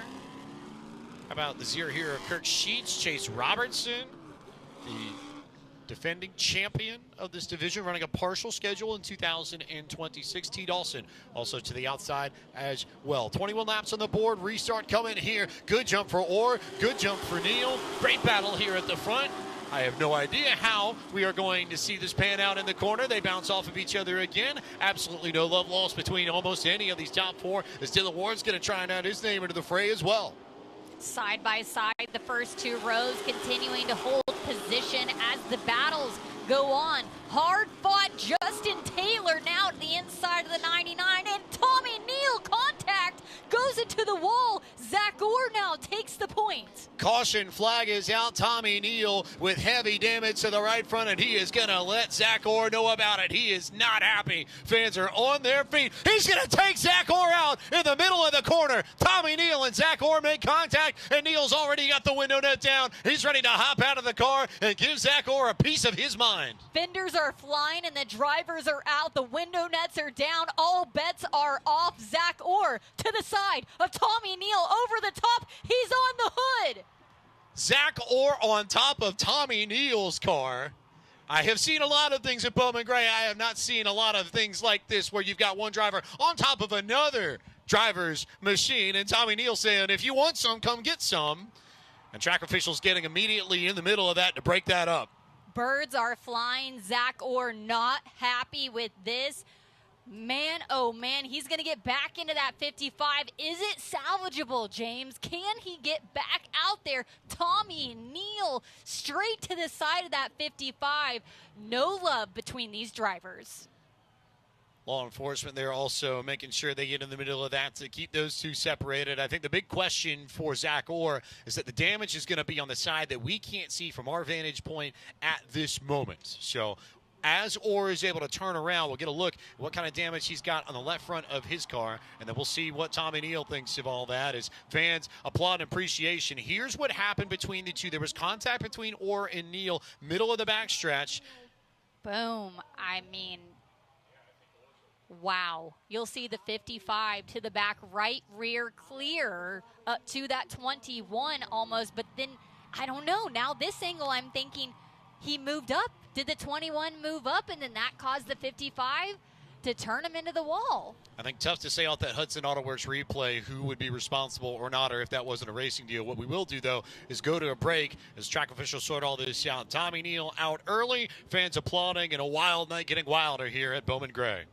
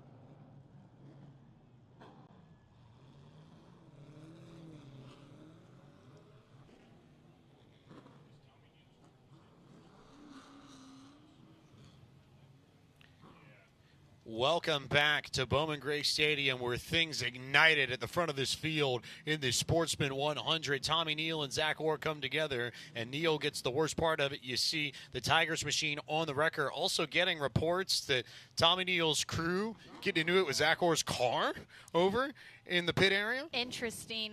The 55 did exit the track. It appeared to have a flat left rear tire. Not sure if he's going to be able to join back out. He certainly is at the top of the point standings, and it's double points night, so he wants to be back out here. But then, yeah, James, when he was exiting, we were able to see from the tire, the crew guys from Tommy Neal's team were beating on the car. Not sure if there's going to be more conflict back in the pit area, as the 21 will be record off.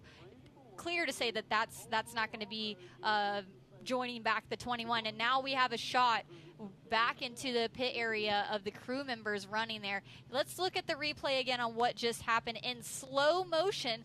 Now, James, from a racing perspective, the 21 did appear to move a little bit up into the racing groove on the outside. The 55's holding his own, and then he hits the wall. The retaliation here that we just saw. Here's a look at what Tommy Neal did. He went straight into the rear bumper of Zach Orr, did not waste any time, turned him around, and then immediately went for the window net and got that unhooked so he could get out of the car. You knew immediately then he was going to try and make a point. This was also Tommy Neal's 600th career start. That's the most in the Sportsman Division history, but it is not going to be a memorable 600 start in a good way for Tommy Neal. Here's a look at Zach Orr's machine that's got the damage on the left front, but looks like they've got the opportunity to fix up that tire and change it, so Orr's going to be able to come back out on the racetrack and rejoin once they get a clear window for him to get back onto the racing surface. Yeah, certainly. This is good news for the 55 as the crowd is going to erupt, clapping their hands that he's joining back. We're only a quarter of the way into this 100-lapper, so there's plenty of time for Zach to make his way back to the front of this field. Should there not be more internal damage to that 55, obviously the tire has been replaced there, but not sure what could be going on maybe in the rear end or further damage to that 55. But nevertheless, I mean, I understand we'd have retaliation here, but will Tommy Neal look back at that replay and think, maybe I reacted a little too hasty, and maybe it wasn't the 55 intentionally taking me out? Not sure. Dylan Ward actually just exited the track as well, so the 18 going into the pit area for some reason. So a lot of players that had been up at the front of this field early on with either damage or falling out of this race in Neal's case or going behind the wall to pit road, it's going to shake up the top five considerably. And now I think we're getting close to a 2 to go maybe on lap 29 as we see all sorts of action here at the Madhouse with a crazy, crazy start to this race. Tommy Neal and then Zach Orr getting into it, getting together. Yeah, absolutely. I just want to bring this up, too. Again, double points night. So let's take a look at the standings again. Billy Gregg atop of the point for the Sportsman Division. But Tommy Neal, who now is retired from the race tonight, was sitting second in points. Brian Sykes Jr. in third. And then Justin Taylor in the fourth position. Zach Orr tied for that fifth place. This is great news for the 12 of Justin Taylor to be able to make up some room. And Brian Sykes Jr. actually sits in the second running position currently. Brian Sykes Jr. right now would be the one who gains the most out of this race, trying to pull off a rare feat. We haven't seen too many drivers here at Bowman Gray jump up a division and then win a title in back-to-back years. That's exactly what Brian Sykes Jr. is trying to do. He was the street stock champion a year ago, trying to go after the sportsman title here in 2026. The choose cone is out, and it is lap 30 coming to lap 31. So the restart going to come. We're going to lap 32. We're going to see who takes the outside here and who will go to the high line on the choose. Justin Taylor will be control car for the restart. He'll go inside. Brian Sykes Jr. the first to go high. Ryan Robertson with a nice rebound after that early spin, and his brother Chase also going to the high line. They will be in the second and third rows for this restart. The 97 machine is going to pop up there. That's Brian Sykes Sr., so both Sykes on the outside line. Everybody else going to stay to the inside. This restart going to come here on lap 32 of 100. Pace cars in Jacqueline. We're back to going. Green flag out once again. Bit of a slide there from Taylor. Getting back to the gas. Cold tires. Maybe not quite the grip he wants. He slides in the middle of the corner as well. Brian Sykes Jr. with a good run down the back straightaway. Does not have Donkey Strong clear, but is going to have a good run in the middle of the corner. Maybe an opportunity to make something happen. Coming down the front straightaway. Great drive out of 4. Isn't quite clear. Had to check up a moment there and couldn't get clear of Taylor yet.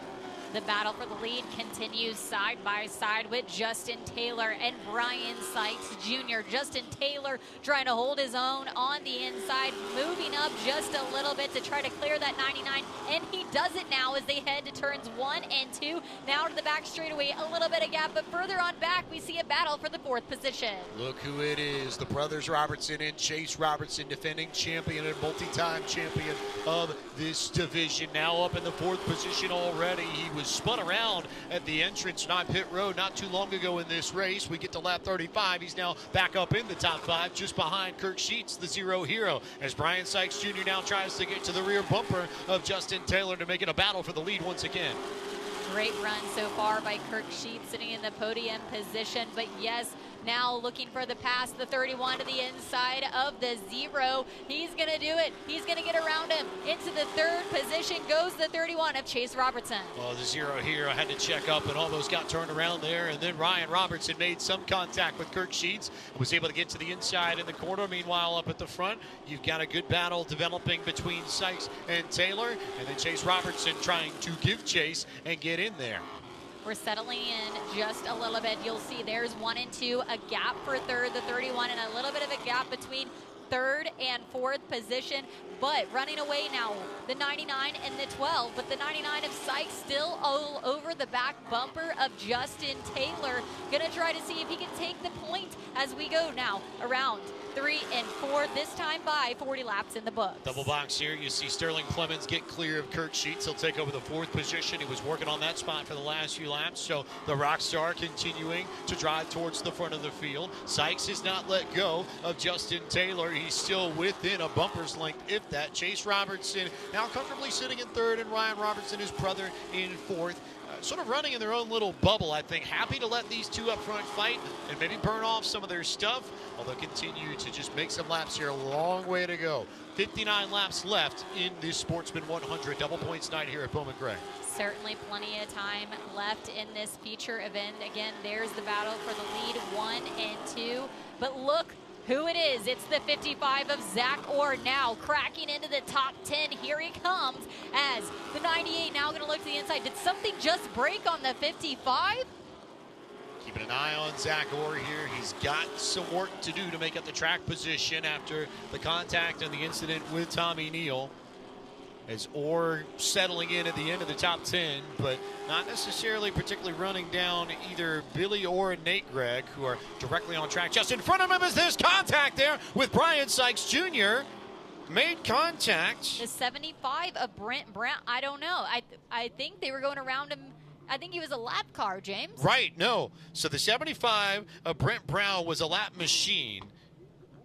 I saw. And the 2nd place. I saw Sykes spin around Brent Brown. I have a feeling that we're going to learn more here in a little bit, but the 99 has his hand out the window to the flag stand. Interesting developments as he was battling for the lead with Justin Taylor. Let's look at the Flow Racing replay. What happened back there?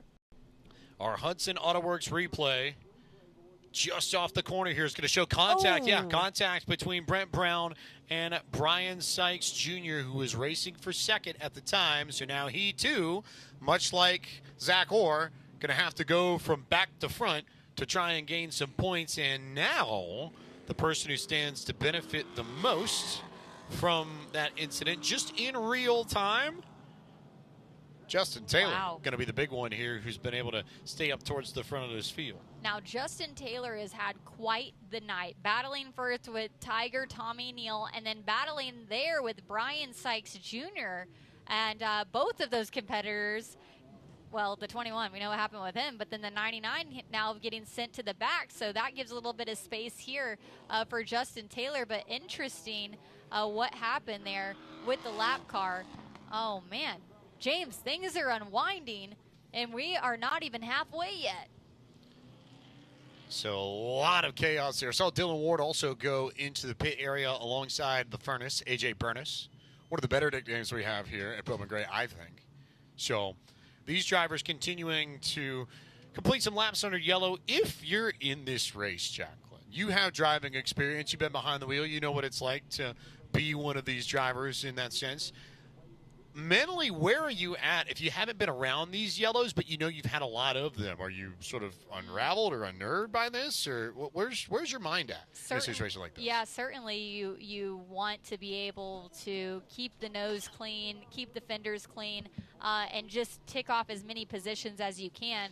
And if you're set up well, you can take over a few positions, and you know there's going to be more cautions, and do it without getting caught up in any of the mess. That's the ideal thing right here. And then personally, I'd be taking advantage of this choose cone just for track position and to get ahead of any of the mess further on back. But we just had the choose cone come out in the 31. I want to highlight Chase Robertson. He started in the 16th position, now to the front of the field, lining up beside Justin Taylor at the front now. Outside of the front row for Chase Robertson. Justin Taylor really slow here to get going. I think we are going to delay the restart. I feel like both drivers up front trying to make a point in some form. Waiting to see how this resets. As Taylor will crawl up alongside, and now we'll try and take control of this. I feel like they're both trying to take control of the restart zone now. Track officials trying to tell them to slow down. It's going to string out everybody at the back of this field as Chase Robertson has to wait. And Justin Taylor took good advantage of it and will go. And so Robertson's going to get down to the inside. And the Robertson brothers now second and third on that inside line. Sterling Clemens trying to get to the outside of Kirk Sheets for the fourth spot. Justin Taylor leading the point here, but further on back, we're going to have a bit of contact. Kirk Sheets now to the inside of the 03 of Sterling Clemens. Behind him, we've got Greg and Sykes Jr. All four tied up together. Let's see how they can sort it out. Clemens now going to be freight train to the inside. Don't want to overuse the word gaggle, but this is a gaggle of cars properly here. As Greg will get to the inside of Sheets and Sykes working to the inside of Clemens. Those for the fourth and sixth spots on the racetrack. Sykes just about clear of Clemens, and a little bobble there from Sheets that's going to allow Greg to get clear and take over fourth. Clemens searching for a bit of breathing room so he can join that inside lane, and he does it. They're going to get back, though, to the inside. The 0 of Kirk Sheets trying to gain position but can't find an opening either. Now to the back of the 99, he found one. I say Brian Sykes swung it wide to make sure that he locked down the spot ahead of Kirk Sheets, and now is going to give chase to Billy Gregg, who is in the fourth spot as it stands. Sykes right on the edge of the top five. Meanwhile, Chase Robertson starting to pressure Justin Taylor for the race lead, as we've already cleared the halfway point here in this Sportsman 100. Robertson took out a hook and strapped to the back of Justin Taylor. He's not letting him get away just yet, continuing to hold his own to that 12 as he tries to pull away Donkey Strong to the front of this field and away from the Robertson brothers behind. Justin Taylor in control, just sliding the rear end like he has pretty much all race here. Definitely trying to get out of the corner with the throttle, almost driving with the gas pedal in a sense.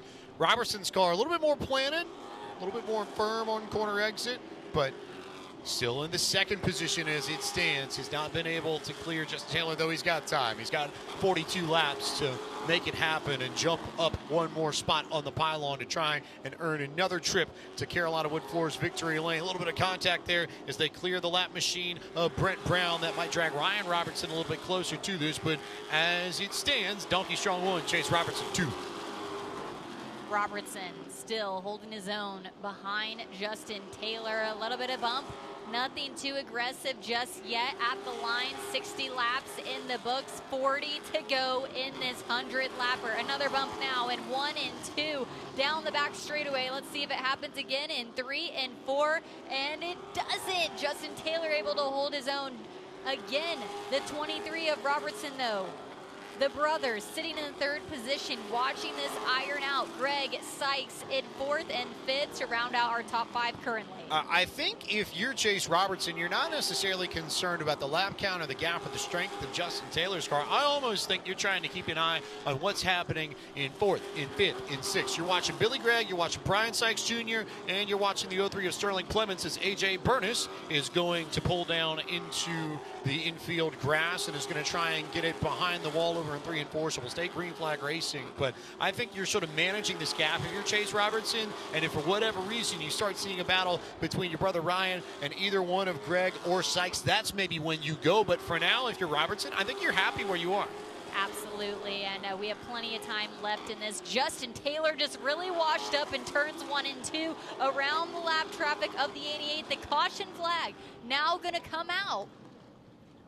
Man, really gave us a break in the action there. Not sure why the caution just came out. We'll see if we can reset the table here as, man, it was just getting a long green flag finally, James, in this feature. T. Dawson was slow on the exit of turn 4 and managed to catch back up to the field coming down the front straightaway. So potentially a caution for T. Dawson here. 65 laps on the board. 45 to go. Kirk Sheets now coming into the pits. And the rest of the field now lined up behind the modern Chevrolet Pace vehicle. Let's set the table just a little bit on the rundown. Of course, Justin Taylor leading the field on this. The 31 of Chase Robertson in second place. The 23 of Ryan Robertson in third. The 98 of Billy Gregg in fourth. The 99 of Brian Sykes Jr. in fifth. Sterling Clemens in the 0-3 in the 6th position. The 55 of Zach Orr has made his way up to 7th after all the chaos earlier in this field. The 38 of Mitch Gales and the, 97 is going to round us out on the top 10. If you're Zach Orr, you love that yellow. You absolutely love the fact that this field gets bunched back up and you have the opportunity to try and go get some more track position. Same for Sterling Clemens.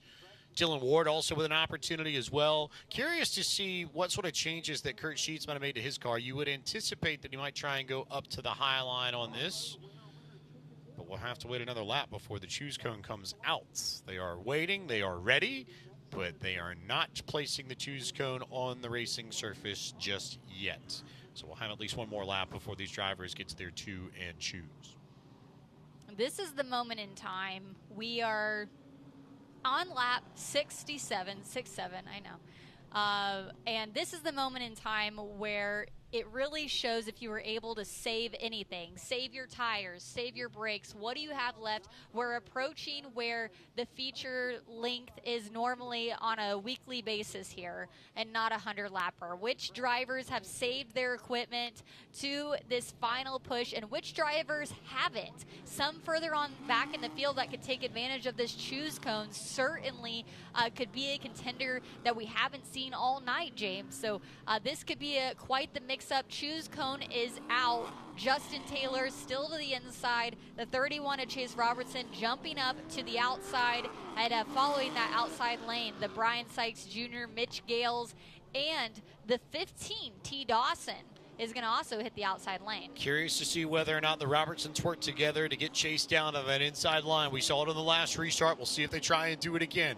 Justin Taylor with a decent restart. Chase Robertson's going to hang on that outside. Contact between Ryan Robertson and Brian Sykes Jr. just behind, and just on cue, there's the gap for Chase to get down to the inside and try and start working over Justin Taylor for the race lead. 69 laps on the board. Now 70-30 to go here in the Sportsman 100. Great teamwork by the Robertson brothers, but Brian Sykes Jr. and the 23 of Ryan Robertson got into it just a little bit in turns 1 and 2. Now to 3 and 4. Back bumper to back bumper all the way on back. The 99 is going to give it back to the 23 now. Oh, they almost wrecked in the middle of the corner. That created a huge gap there. Ryan Robertson will get a breather for a moment, but Brian Sykes Jr. has decided to hit the gas pedal. He thinks it's time to go. That's stacked up. Greg, that's stacked up. Gales, that's stacked up. The 03 of Sterling Clemens, that's stacked up. Zach Orr. Smoke now coming out of Nate Gregg's machine. Not sure if there's a tire up or something there. We'll keep an eye on that further back in the field as Chase Robertson continues to pressure, and the yellow flag is out once again. A lot of action further on back. Things are really heating up for the rest of this field here.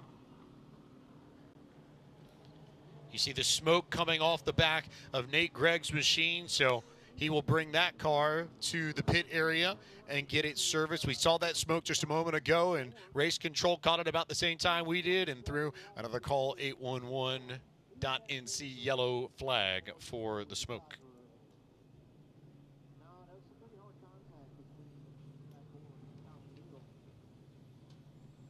An opportunity to catch our breath here at Bowman Gray. I feel like we haven't had a lot of those. Oh, never at the Madhouse.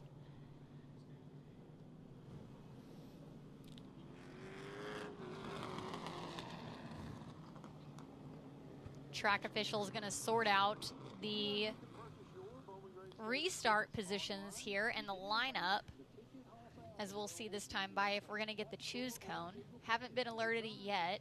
We're sorting it out a little bit in the back there, but man, take a look at this view. A packed house tonight here in Winston-Salem. It's a warm night here in North Carolina. Humidity's not too bad either, as we got all the fans out to see the action here at the Madhouse. Now the choose cone comes out. Oh, plopped down a little bit. That's okay. Choose cone down. Choose cone down. Poor fellow. He'll get a little bit of help. He gets by with a little help from his friends. He'll get back up on his feet, you know? Always an opportunity to rebound, right, Jacqueline? Okay, yeah. That might be. That might take a few pitches though. Got a little hit from punch. somebody there. But jokes aside, Chase Robertson, Brian Sykes Jr., and those two, the first on the high line. Then Mitch Gales, the third car in line up top. So we'll see how they get after it. 75 laps on the board, 25 laps to go. Chase Robertson going to try and find another opportunity to get to the inside. Ryan Robertson going to create that gap for him, and Chase Robertson now back to the bottom. Ryan Robertson doing a great job playing blocker as they continue to fight for the race lead. Great work by the Robertson brothers. A little bit further on back, Kirk Sheets had some contact and was able to save that 0. Thought we were about to go caution again, but you can see back bumper to back bumper, all of them attached on third on back. You'll see trying to push 23 laps to go in this feature event, but it's the 31 that's all over the back bumper of Justin Taylor, who's led the point. Continuing to work and to go. Good work there from Justin Taylor. He's still keeping Chase Robertson at bay, but for how much longer? And if you're Robertson, how much do you force the issue? There's contact there. He's glued to the rear bumper of Justin Taylor down the back straightaway. And Brian Sykes Jr. is now close to the rear bumper of Ryan Robertson. It is all coming together at the front. 20 laps left in this 100-lapper. We've got contact further on back for third, fourth, and fifth as they stacked up a little bit, but they were able to save this. That's good news, though, for the first and second. Justin Taylor trying to hold off Robertson now into 1 and 2, the 31 all over the back bumper. Matching move for move. Here they go in turns 3 and 4. The 31 is now there to the back of the 12. He's going to go to the outside, down into 1 and 2. Is he going to make it work? Up goes the 12 to block him. Tap, tap, tap, tap. Every single corner, Chase Robertson is getting into the rear bumper of Justin Taylor. So what can Taylor do to potentially brake check and keep Robertson either at bay or on the outside? You see him force Chase Robertson up high once again. Brian Robertson also doing the same to Brian Sykes Jr. to make sure that Chase Robertson has a gap. And Robertson says, you know what, I'm just going to go to the high lane and try and force it that way and get the spot on the outside from Justin Taylor to try and take the lead with 15 laps to go as there's contact further back. Ryan Robertson and Brian Sykes Jr. get into it, and they spin in the south turn, and that brings out the NC811.org caution once again. Wow. We're going to take a break and then get set up for the final 15 laps of this Sportsman feature. Don't go anywhere. More action from Bowman Gray coming up here on Flow.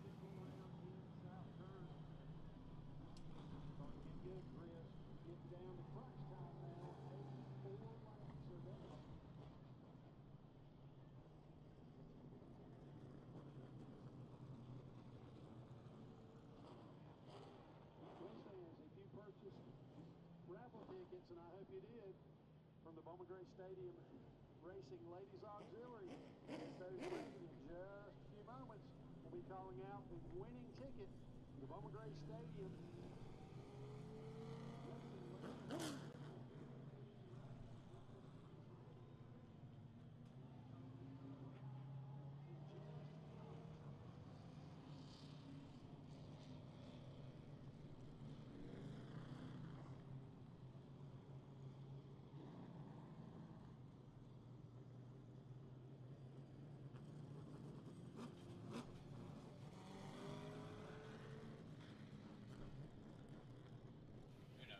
Welcome back to coverage of the NASCAR Local Racing Series powered by O'Reilly Auto Parts here on Flow Racing from Bowman Gray Stadium in Winston-Salem, North Carolina. 85 laps on the board. Here's our Hudson Auto Works replay to show you what happened to bring out yellow number 8 of the Sportsman 100 contact. Actually between Billy Gregg, who got into Brian Sykes, who then got into Ryan Robertson. So the sort of chain effect where it literally becomes almost a game of cue ball.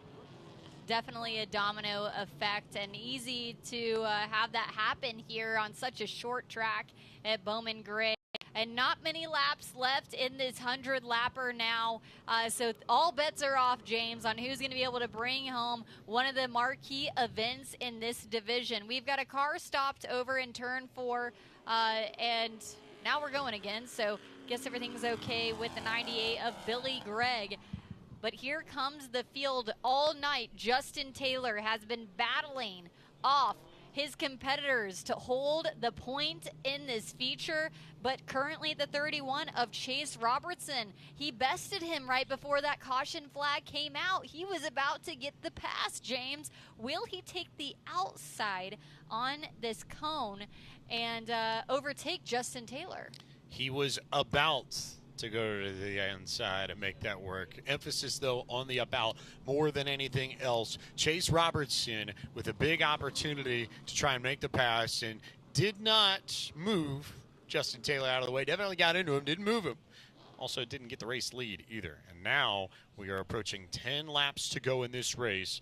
Chase Robertson all of a sudden is not going to have a lot of time to do this, nor will he have his brother Ryan to help create those gaps on the inside as well. So that may affect where Chase Robertson goes on this restart. Is he going to stay low? No. He will continue to go to the high line. I think he saw enough faith in what he was able to do up top during green flag racing on that last run that he figures, you know what, well, I might as well just try and go to the high line and see if I can't pinch down Justin Taylor and get the lead that way instead of trying to uproot him from the inside groove.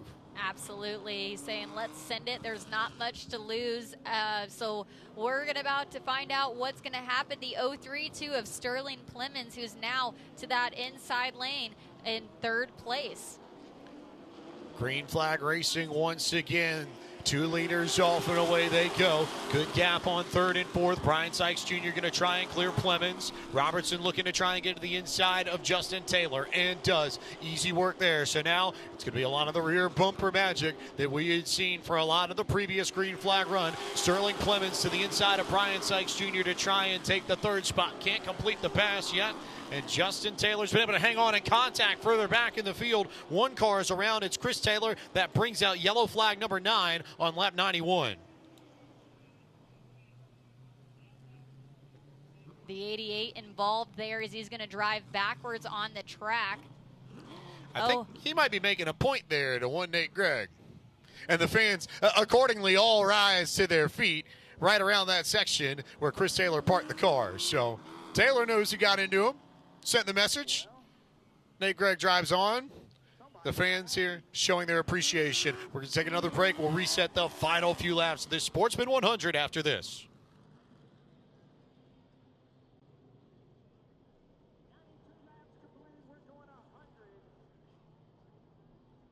Justin Taylor still waving at the fans.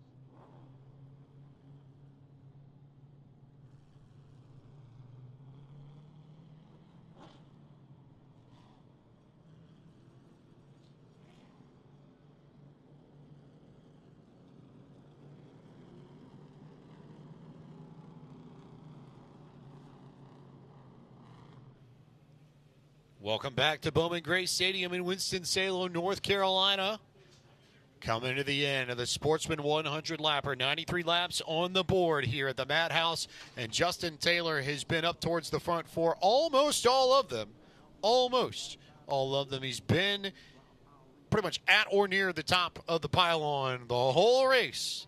The question is whether or not he can maintain control of this when it matters the most. Chase Robertson has been his main rival for the race lead over the last few green flag runs. Robertson will start to the outside. Mitch Gales will go up top, and Kirk Sheets will go up to the high line, as will Ryan Robertson and T. Dawson.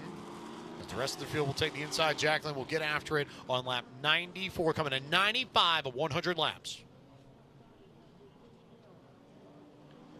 Pace car pulls in.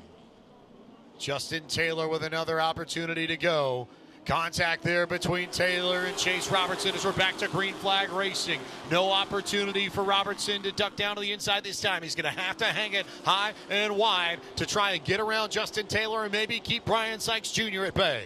Brian Sykes Jr. trying to thread the needle to get back to the front of this field. He's battled all the way from the back after contact with the lap car. Now he looks to the inside of Robertson. This is for the second position.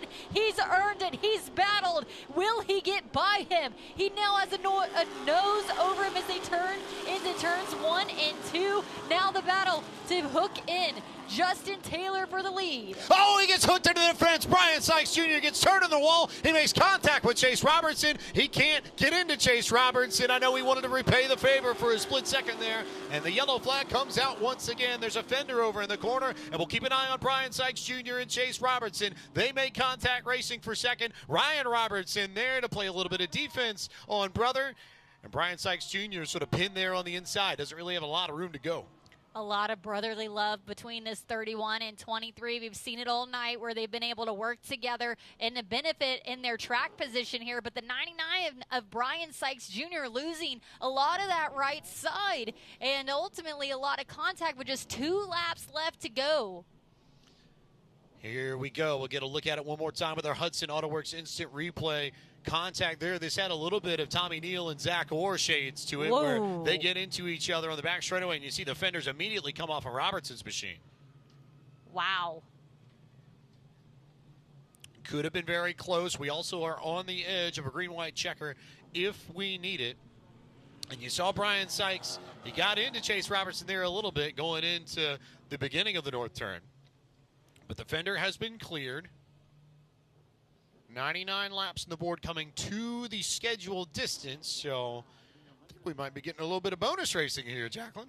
I think so, and man, are things hot on the track right now. Justin Taylor has done all he can do this evening to continue to hold his track position, but it hasn't come easily. The 31 of Robertson still in the second position, even with damage on that 31, and Sterling Plemons, who got a win last week, now sitting in the podium position, and it has a chance for another win tonight. But Brian Sykes Jr., will he be able to take the front of this field? The 99 has clearly been very fast. We saw earlier in this race he was quicker than the 12 of Justin Taylor.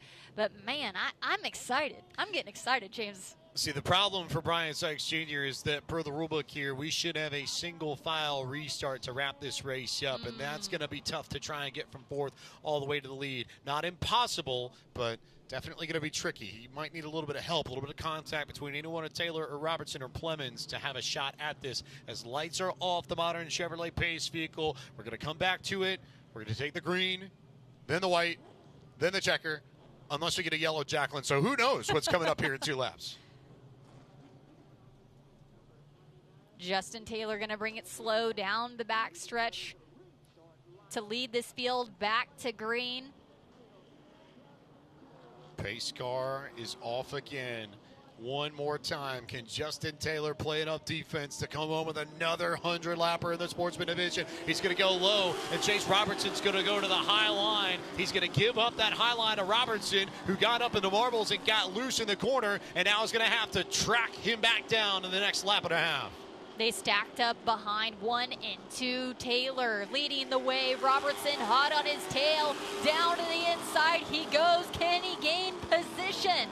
Chase Robertson will have one opportunity to try and get Justin Taylor, and he won't get close enough. Donkey Strong will come back to the stripe and claim the first 100-lapper of the season in the law offices of John Barrow Sportsman Division. Justin Taylor wins the first 100-lapper of 2026.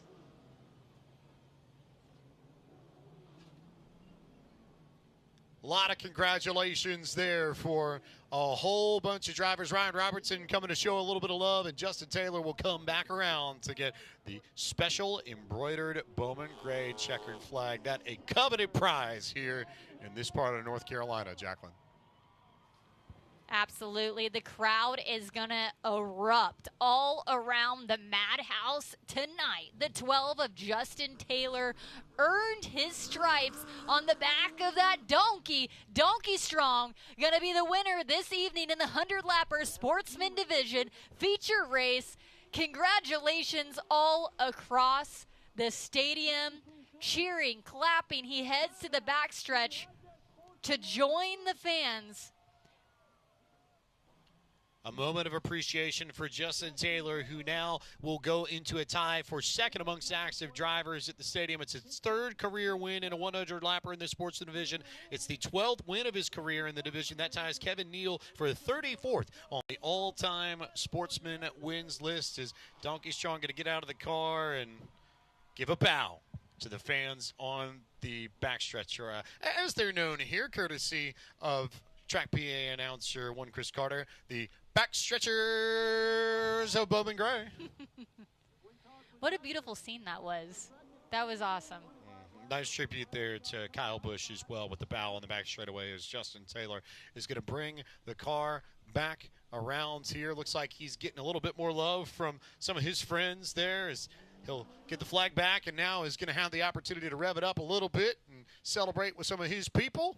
Oh, they're going to give him a bigger flag. Okay. We've got our own flag. Perfect.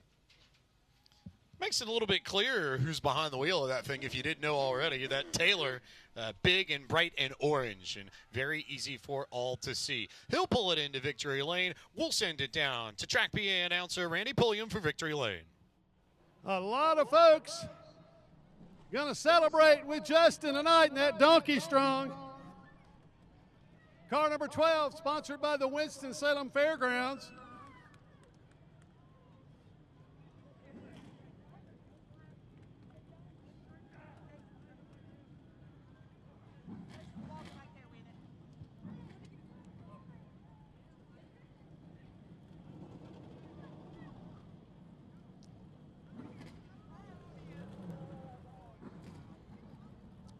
Going to take a while to get to Justin. He's coming out. Let him in.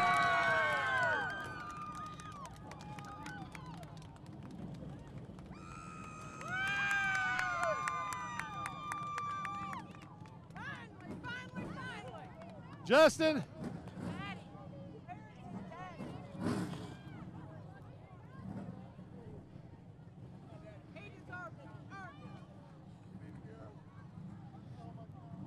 Justin Taylor.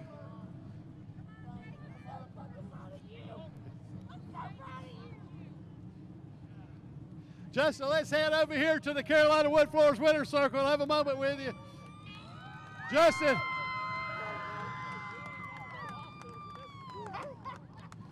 Win number 12. Win number 12. Justin, you're pretty good at these 100-lappers. Your last victory came in a 100-lapper last season. What a race that was, Justin. Yeah, I ain't gonna lie, about 30 to go, I was begging for the time limit. It wasn't the best car, but I'm gonna tell you, I kept watching fast cars get wrecked and drive through each other. And I'm like, keep doing y'all. And I'm gonna go on, take the checkered. Man, hats off to the 31. I drove him pretty crappy, but I'm gonna tell you, that thing was 9 cars wide. And there ain't no way he was going to pass me without wrecking me, and I know he's a better driver than that. I want to thank the man upstairs. I've been struggling, me and my family have. Past week's been terrible, but this is good. I want to thank all my sponsors. Justin Taylor, your winner in the sports division. You see the modifieds coming up. We'll be back with their second 25-lapper after this on Flow Racing.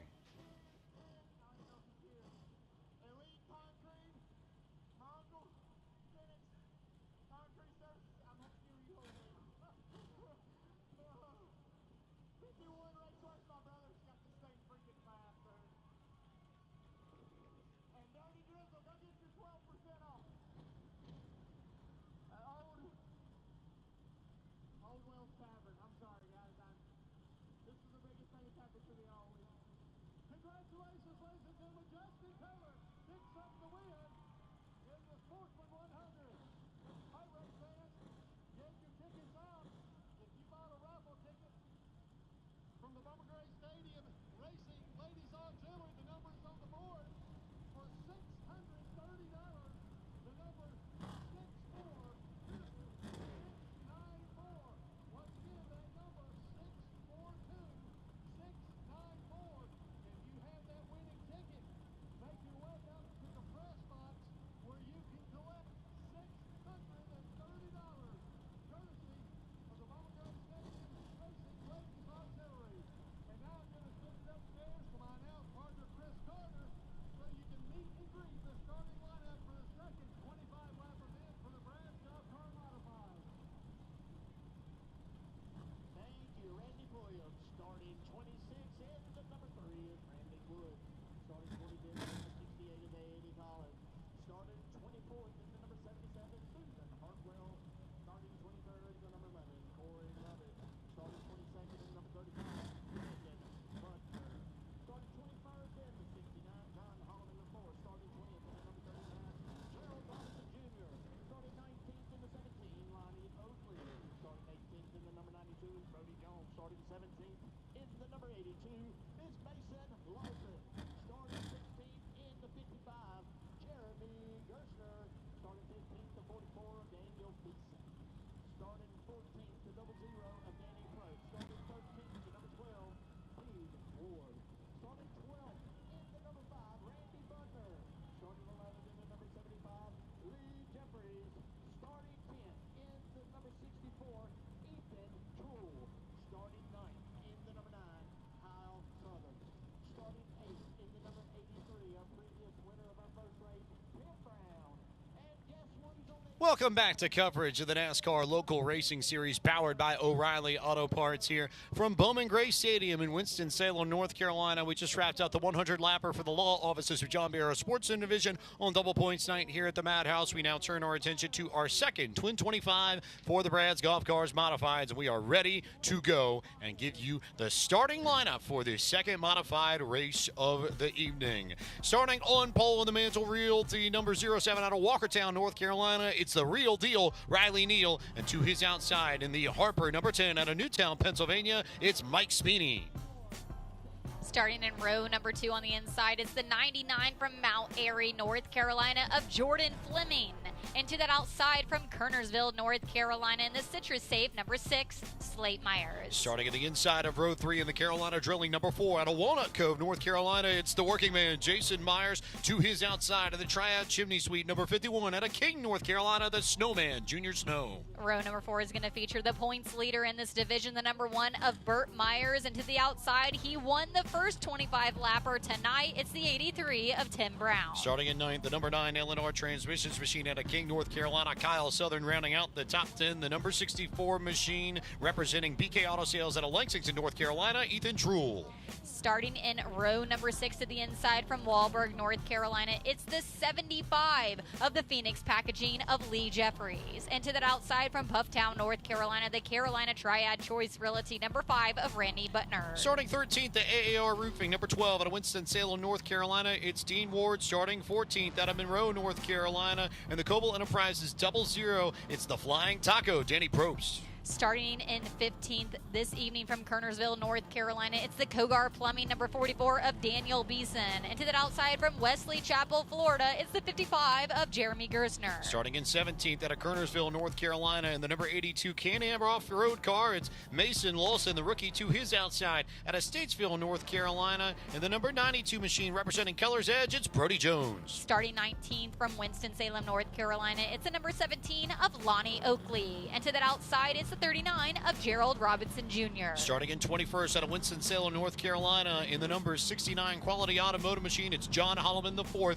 And starting in 22nd, the number 35 machine out of East Bend, North Carolina, racing for Amanda Tucker and Carolina Triad Choice Realty, Brandon Butner. Row number 12 is going to feature from Walnut Cove, North Carolina, the 11 of Corey Levette. And to the outside from Jonesville, North Carolina, the 77 of Susan Hartwell. Final two starters in this race, starting 25th, the 68 of Eddie Collins, and starting 26th, it's the 3 machine of Brandon Woods. And that is your full field for this Brad's Golf Cars Modified feature. Double points night, another 25 laps, and then got a big race on tap for the Stadium Stocks as well, kind of up to 50 laps. Their longest event of the year. They qualified tonight. We don't see that often, if ever, from the Stadium Stocks, but their night to shine to close out this program. So 2 more races of action here at Bowman Gray to keep us going. There's a good look at the real deal. Riley Neal graduated a few weeks ago from school and has still got that purple chrome 07. That started off of a partnership with the Winston-Salem Dash. He was able to partner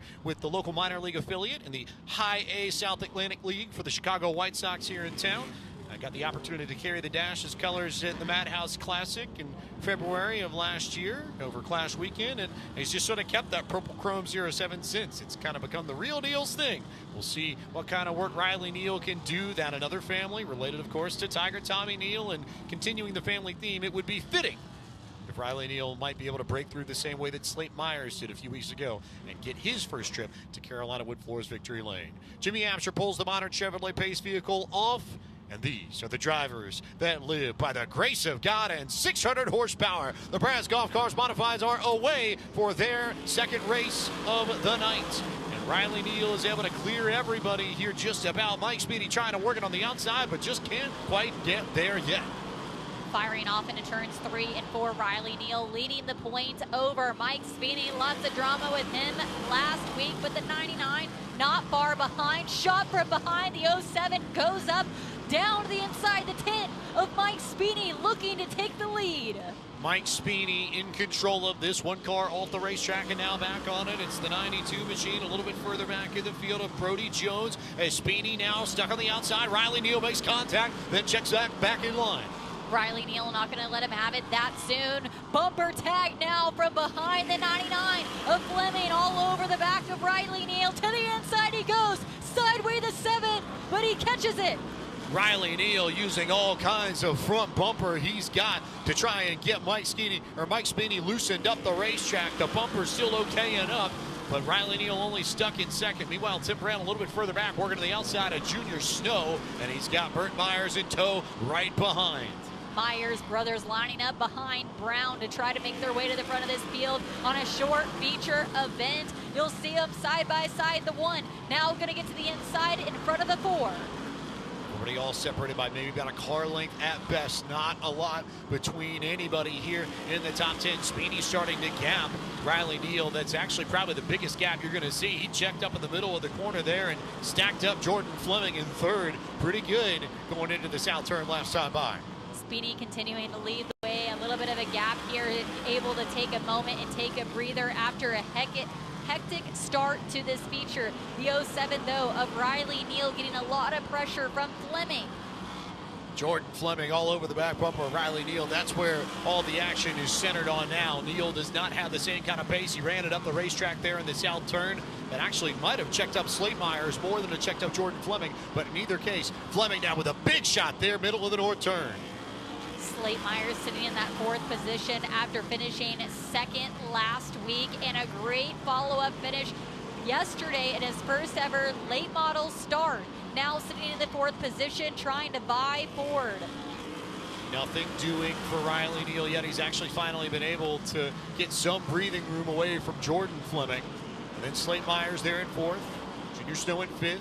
Tim Brown and Burt Myers in 6th and 7th, and Jason Myers sitting in the 8th position, 11 laps down on the 25. A lot of bumper tag, second on back in this field as Speedy continues to lead the way with quite a gap now. Riley Neal trying to power forward to the front of this field. Neal, I think, is going to need some lap traffic or just a little bit of help. That car's not handling as well as Mike Speedy's is up front. The clean air and the QRC HVAC and refrigeration machine, a very, very nice couple.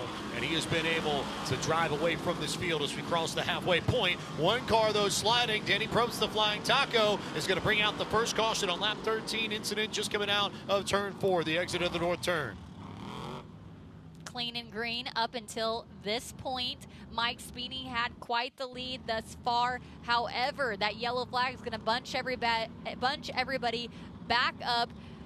Man, there was a lot of contact there, but now we're already 14 laps in to this 25 lapper. Yeah, I don't see it letting up anytime soon. Let's take a break. Halfway through our modified feature, back with more on the other side of this timeout, courtesy of our friends here from the NASCAR Local Racing Series. More action coming on Flow Racing.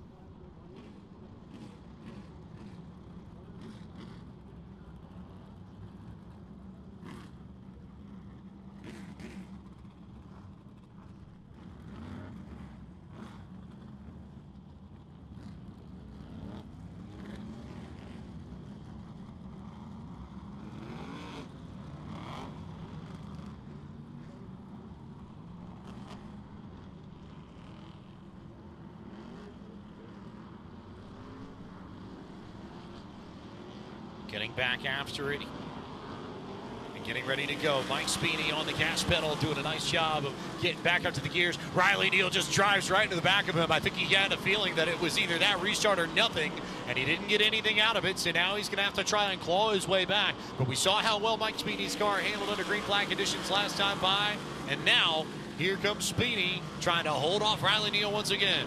10 laps to go now for Speedy, the number 10, who leads the way. Riley Neal doing all he can, diving down deep in the corner with that 07, trying to make it stick. He does. He closes the gap just a little bit, trying to get to the back of that 10. Did Riley Neal save anything on that last run, or does that car have any more pace, or is this just going to be a Mike Speedy drive off the front and drive away kind of moment? Jordan Fleming not helping Riley Neal one bit. Big contact there in the middle of the south turn.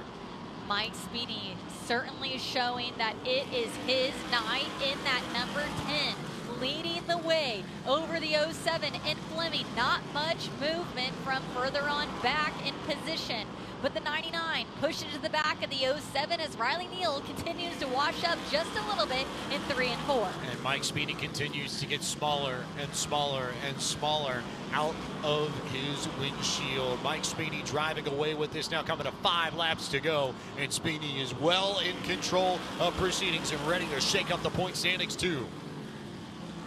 Bumper tag is what is happening further on this field, trying to make position as Slate Myers also over the back of Fleming to get around the 07. Then further on back, we have the 51 of John Holloman, the 4th, sitting in the 5th position. But Tim Brown in 6th now, sitting behind the 51, trying to get to the back of him. Speedy potentially about to gain 20 points as it stands in real time on Burt Myers. He came into the night 28 points behind. That doesn't count the results of the first race, but definitely a dent that Speedy would be able to make in the standings if this can hold for a handful of laps. Major to the point standings in this division. Speedy heads into turn 3 and 4, still has a gap for the lead. This time around, the white flag is going to go for the 10. Mike Speedy has controlled this from the off just about. Got around Riley Neal, was able to get away, and got away at a second restart. He's been the best driver in this race. And it's Mike Speedy who will go to Carolina Woodfloor's victory lane, winner of the second feature for the Brad's Golf Cars Modifieds at the Madhouse. Wow. What a turn of events since last week with all the drama with Mike Speedy. grabbing his 7th career win tonight at Bowman Gray, tying for Bobby Hutchins and Rex White for 46th on the modified win list. Two pretty good names when we know of Bobby Hutchins' effect on the safety and the impact he had in that ballpark of racing. And, you know, Rex White, pretty good company to be in, and I feel like it's probably underselling that a little bit as Mike Spini will take his own victory lap, and he will, in just a moment, get an opportunity to go to Carolina Wood Floors Victory Lane and celebrate, and he gained a ton of points. I think that's the thing coming out of this race that immediately strikes me. Again, we'd have to look at the results from race 1 to be able to do the math and see where he landed, but it is Mike Spini who just gained 20 points unofficially on Burt Myers, and is going to make this championship battle a lot of fun as we enter the summer stretch here at Bowman Gray. Mike Spini's pulled it into Carolina Wood Floors Victory Lane. We now go down to Randy Pulliam. Little donuts.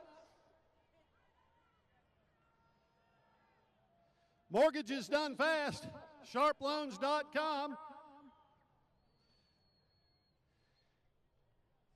Coming up next is the Stadium Stock 50.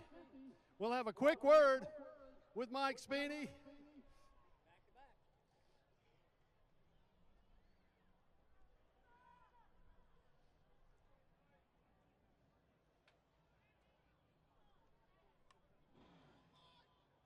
Let him hear it.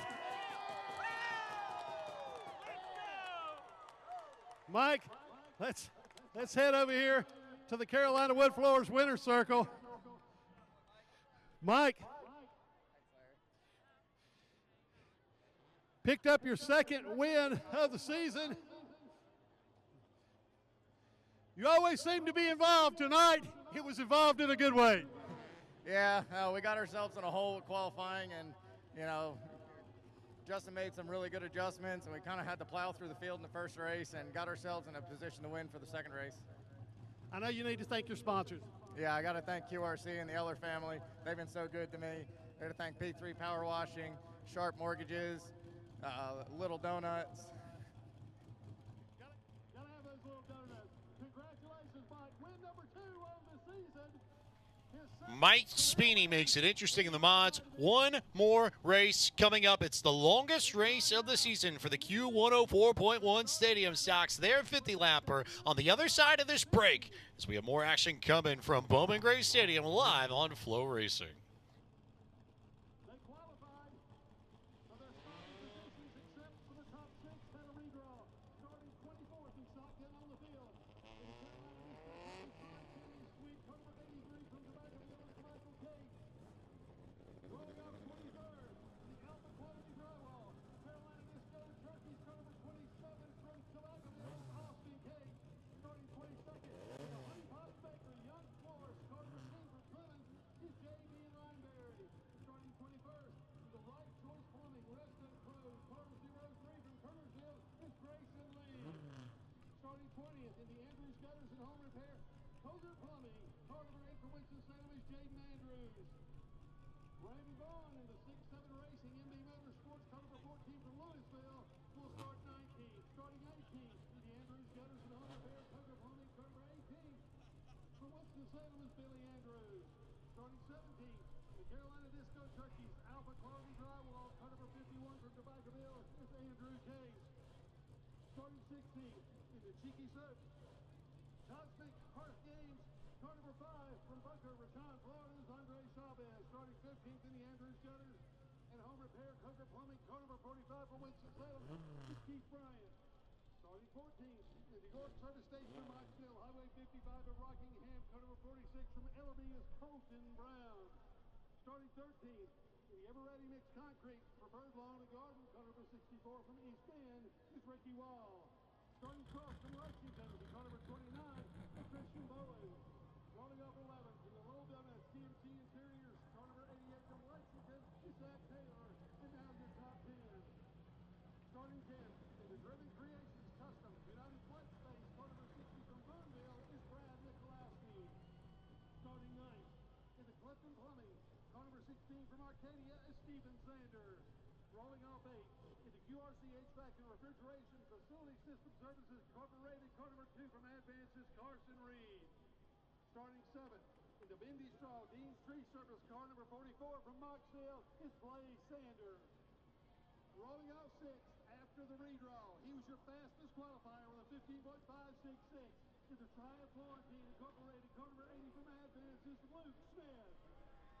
Starting 5th in the S&P Lemonade, George Plumbing, car number 95. Welcome back to coverage of the NASCAR Local Racing Series powered by O'Reilly Auto Parts from Bowman Gray Stadium in Winston-Salem, North Carolina. I'm James Pike. She's Jacqueline Drake. These are the drivers of the Q104.1 Stadium Stock Division who will go for 50 laps this evening as the line at Little Donut's been busy all night long making sure that you can get a bucket of maple, apple cider, vanilla, cookies and cream, strawberry. They got a ton of flavors over there, all of them delicious. But for now, we have a job to do, and that is to give you the starting lineup for this Stadium Stock feature, which sees the number 22 machine representing Cook Electrical Solutions out of Kernersville, North Carolina, pacing the field. Peanut Baker will start on pole to his outside, and the number 81 machine out of Lexington, North Carolina, representing Tri-City Plumbing, it's Chuck Wall. Looking at row number 2 from Moxville, North Carolina. 1 win so far this season. It's the number 24 of A.J. Sanders. And to the outside from Tobaccoville, North Carolina, 2 wins under his belt for the season. It's the 43 of Brandon Brindle. Levi Holtz coming after you in the 95, representing Stillwell Farmer to Kernersville, North Carolina. He'll start 5th, rolling off in 6th. It's he of the win streak in the number 80 machine, the points leader, representing Triad Florentine Inc. and Advanced North Carolina, Luke Smith. Row number 4 is going to feature from Moxville, North Carolina, the 44 of Blaze Sanders. And to the outside from Advanced North Carolina, it's the number 2 of Carson Reed. Starting in 9th, the number 16 machine out of Moxville, North Carolina, representing Clifton Plumbing. It's Steven Sanders rounding out the top 10 in the number 60 car out of Boonville, North Carolina, racing for Ellis Tire and Auto. It's Brad Michalowski. Row number 6 is going to feature the number 88 Little Donuts of Zach Taylor. And to that outside from Lexington, North Carolina, it's the Drive Shaft Shop 29 of Christian Bowen. Starting in 13th, inside of row 7 in the 64 car out of Winston-Salem, representing Cowboys Garage, it's Ricky Wall. And starting in the 14th position here out of Ellerby, North Carolina, racing for Sports Cycles, it's Colton Brown. Row number 8 is going to feature the 45 of Keith Bryant. And to the outside from Boca Raton, Florida, the number 5 of Andre Chavez. Starting in 17th, racing for the Carolina Disco Turkeys in the number 51 car out of Tobaccoville, North Carolina, it's Andrew Cates. And starting in the 18th position, conveniently, it's car number 18, the Coger Plumbing machine out of Winston-Salem, North Carolina, the racing roofer, Billy Andrews. Row number 10 is going to feature the 14 of Brandon Vaughn and the 8 of Jaden Andrews. Starting in 21st, the 03 machine out of Walkertown, North Carolina, racing for Tar Hero Builders, it's Grayson Lee. And starting in 22nd in the number 10 car and the Young's Florist machine, it's Light Bright, J.B. Lineberry. Row number 12 is going to feature the 27 of Cody Livingood, and to the outside, the 83 of Michael Cates, and rounding out the field will be the 01 of Chris Allison. Allison in the 01, not in his traditional Pintang machine this evening. So worth noting that. A little bit of a different color. Trading in the light blue for white with red numbers. It's the 35th season of Stadium Stock 50-lapper racing here at the Madhouse. It started in 1991. Brandon Brindle and A.J. Sanders are tied for the most wins in this event with 5 wins. Chuck Wall has 3 wins in this event. Luke Smith going for 6 wins in a row to start the season. The only driver that's had a better start in the history of Bowman Gray, Tony Hewlin, who had 8 wins in the street stock division some time ago. Lights are off on the pace car. We are ready for the biggest show of the season for the Q104.1 Stadium Stock Series. 50 laps for these 4-cylinder machines to close out night 1,135 of action, and still the most exciting of them all. Jimmy Absher brings the modern Chevrolet Pace vehicle to its place in the middle of the north turn. And it will be all Peanut Baker to get us going. Green flag is out. We are off and underway in the 50-lapper for the Q104.1 Street Stocks, and Chuck Wall wastes no time trying to roll the momentum on the high line as A.J. Sanders will tuck in right behind Peanut Baker. Look at the drive. Wall gets there in the middle of the north turn to try and take the race lead. Contact there at the front. Peanut Baker goes around. A.J. Sanders goes off into the grass and has no damage. And we have our first yellow flag right at the tail end of lap 1. Wow, Chuck Wall and Peanut Baker there getting into it very quickly on the 22. And Peanut Baker, who we saw last week, bring home the win after a intense contact with multiple cars. Let's look at the Flow Racing replay, though, on how it ironed out. Wall on the outside. It looks like the 22 kind of got a little bit from the back of A.J. Sanders, and around he goes. It's weird because I saw Peanut get into Chuck and got a little bit sideways and tried to collect it, and when he did, AJ was already there. So again, we've seen a few chain effects and chain reaction moments over the course of this evening, as Peanut unfortunately going to have to bring that car behind the wall to get that fender fixed up. That another one of those sorts of moments. So Chuck Wall is going to be the control car for the next restart when we get to it. And we will see whether or not he will have company up front in the form of Brandon Lee Brendel, a former champion of this division. And then Luke Smith, who already has tied the record for the most consecutive wins, the longest win streak in the history of the Stadium Stock division. But now he is going for the all-time consecutive wins record, and the record to start a season as well. It has been historic levels of impressive from the red and white machine of Luke Smith so far this year. Absolutely. We spoke to him earlier today, and he alluded just to all the hard work the entire team has put into this 80 this year and why he's had such vast success for the 80 and the 5 wins consecutively so far this year. Obviously, we saw the graphic. There's 8 wins to break the record. So tonight, as we got done talking to him, they said, hey, Luke, we're going for win number 6 tonight. The 80's certainly on a mission. And, of course, with all that, is holding the points lead in this division as well. So Peanut Baker back out on the racetrack with a little bit of duct tape to get that rear spoiler back on that car. Pretty important here. You don't make that much horsepower with the Stadium Stocks, but always better to have that spoiler, get a little bit more downforce if you can have it. In the meantime, Chuck Wall, Brandon Lee Brendel, Luke Smith, Levi Holt, Carson Reed, Blaze Sanders, Steven Sanders up front.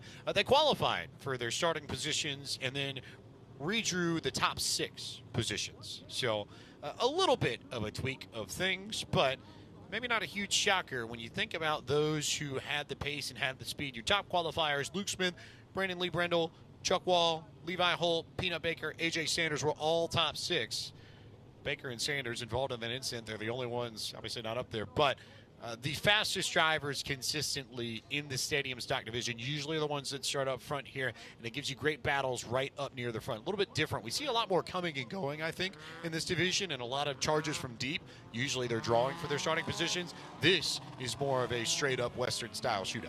Yeah. Or maybe Texas-style shootout, since you're here, perhaps. Yeah, you got to bring in my home state. But looking at these qualifying times as well, they're all like pretty close. Luke Smith, who was 2/10 quicker than Brandon Brendel in this qualifying time, but everybody else kind of fell within 1 to 2/10. So very fast top 6 in all qualifying position. We're going to double file it, though. Choose cone came out, and everybody made a decision.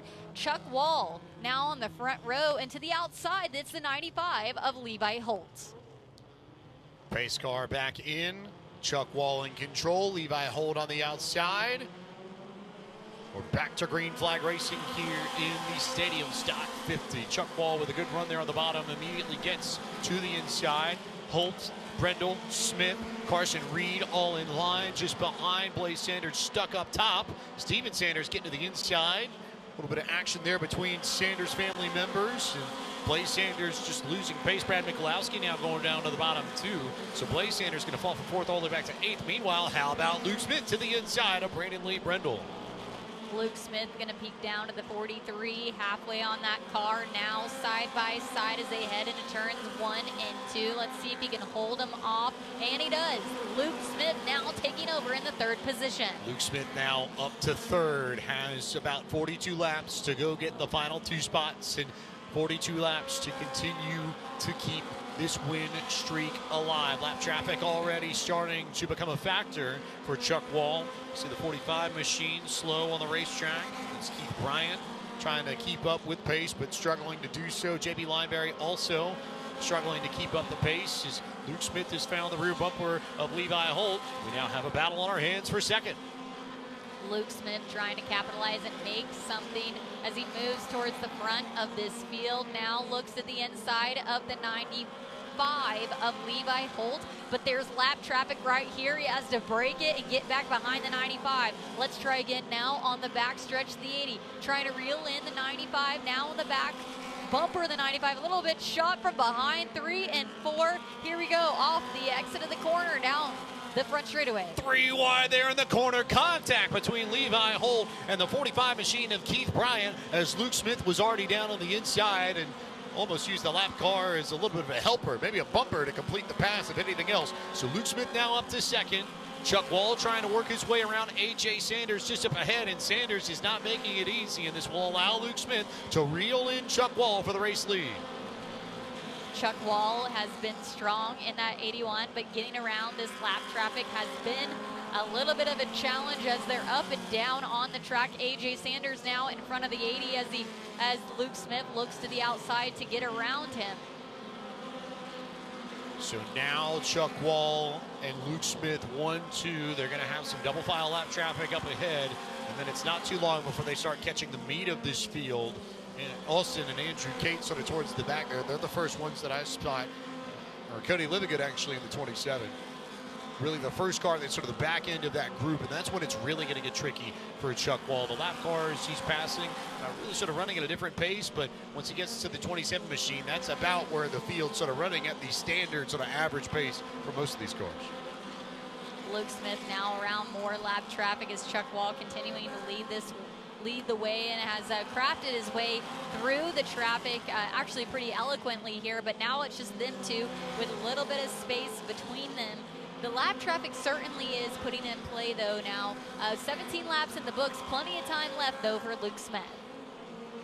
Chuck Wall already going to the outside of Cates to make the pass. You get a good look here at the battle for 3rd between Levi Holt and Brandon Lee Brendel, and Steven Sanders also there too. So that's really 3rd, 4th, and 5th. And one car around in front of the leaders, and that'll bring out our 2nd yellow of this 50 lapper on lap 19. It's the 46 car of Colton Brown that's gone around at the exit of the north turn.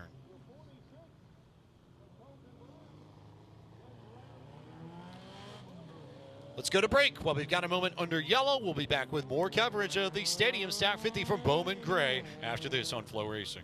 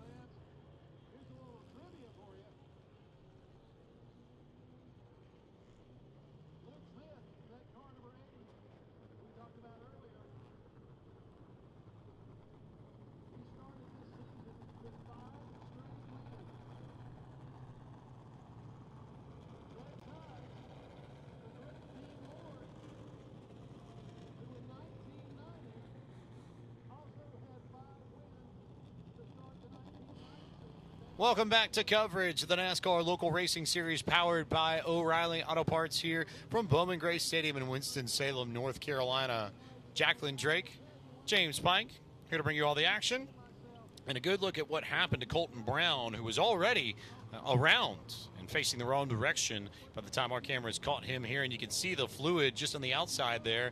Looks like Levi Holt had to slide through it a little bit. Looks like Luke Smith had to slide through it a little bit. So a little bit testy. A little bit of a challenge for these drivers. It's JB Lineberry. You can see his car, courtesy of our speed shot camera over in turn 3, but Lineberry now getting a push back to the pit area. His car was slow earlier, so Lineberry potentially might be done for the evening as Jacqueline is pensively staring at her lemonade. So you got the Blood Flow Orange, courtesy of our friends at S&P Lemonade. I got the blue raspberry, and I guess cheers to us. But cheers. So somebody's got to drink first because we can't both drink at the same time. Right. Someone's got to talk. I'll go first. All right, so Blood Flow Orange here for Jacqueline Drake. Yum. What are you thinking? Delicious. What should the people know about this?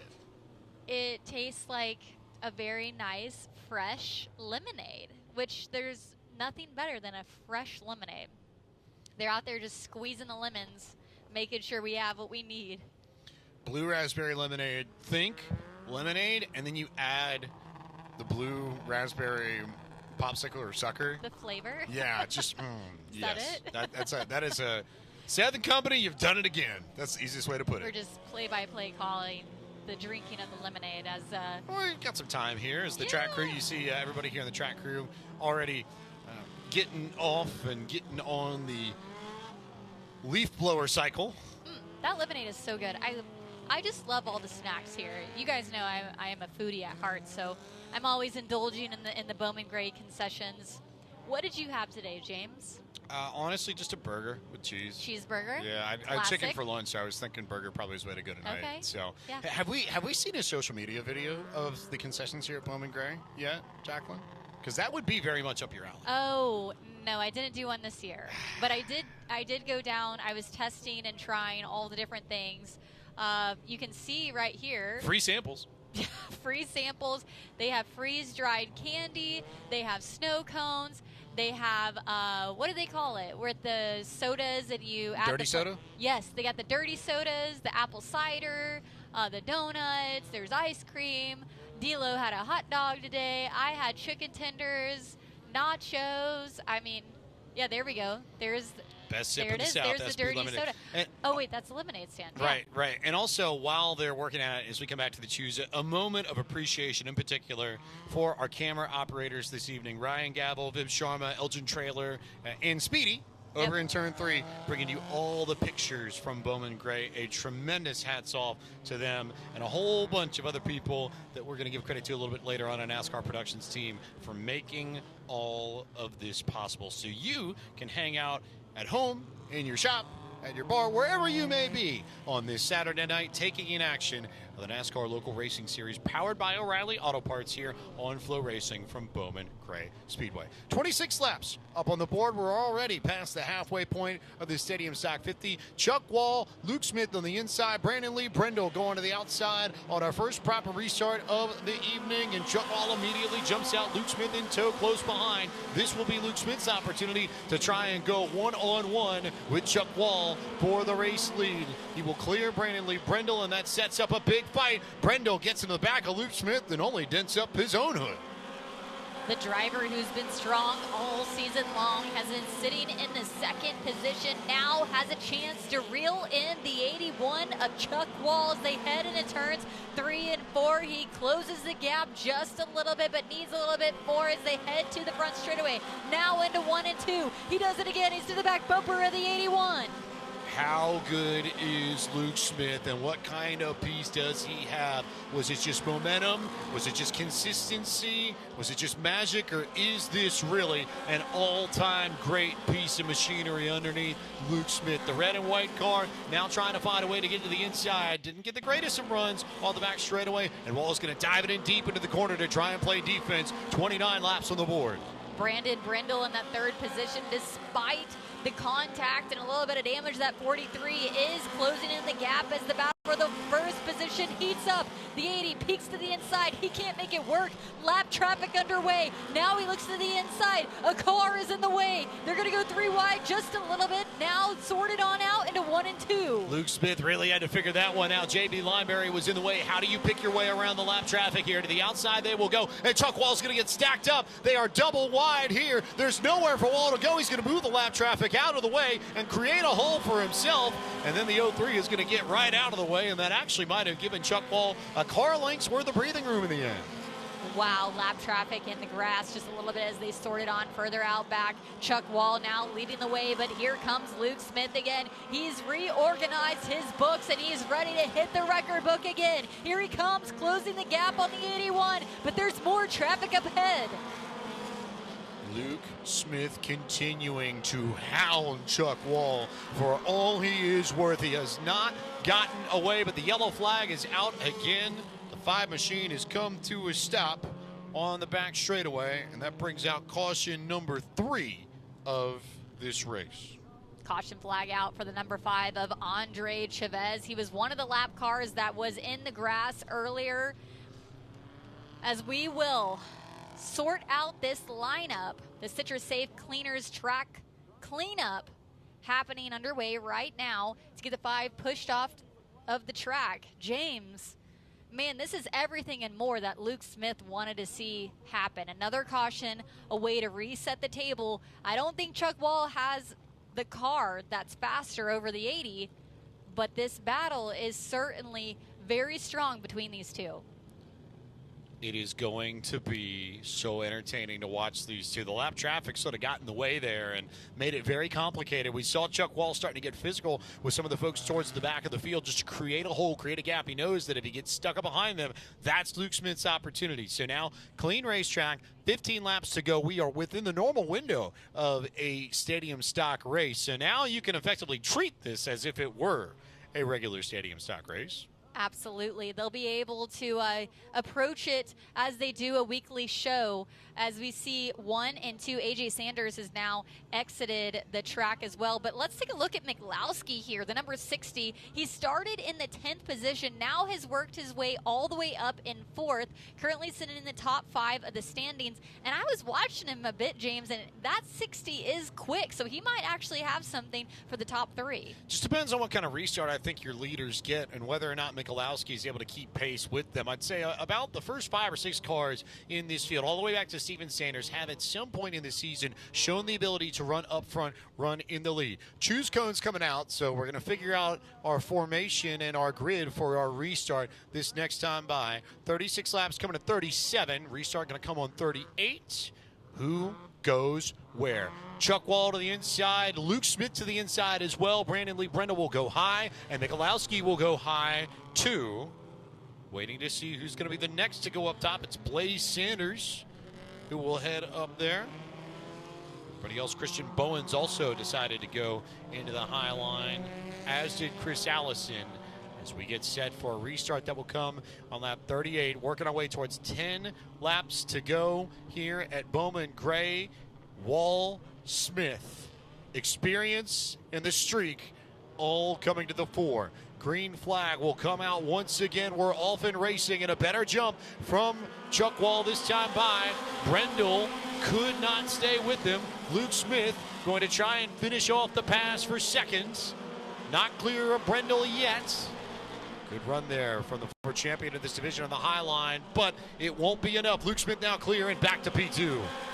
Brendel looking to the inside to try to hold his own. He does the 60 a little bit into the back of the 43. Gets sideways, but he collects himself. Chuck Wall continuing to lead with 11 laps to go. Further on back, Little Donuts around Sanders.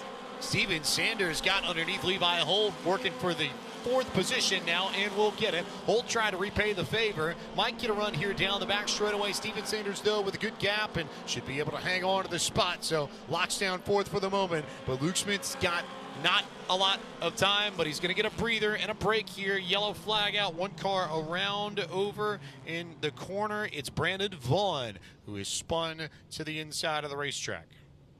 Let's take a commercial break. We'll set you up for the finish here at Bowman Gray on Flow Racing.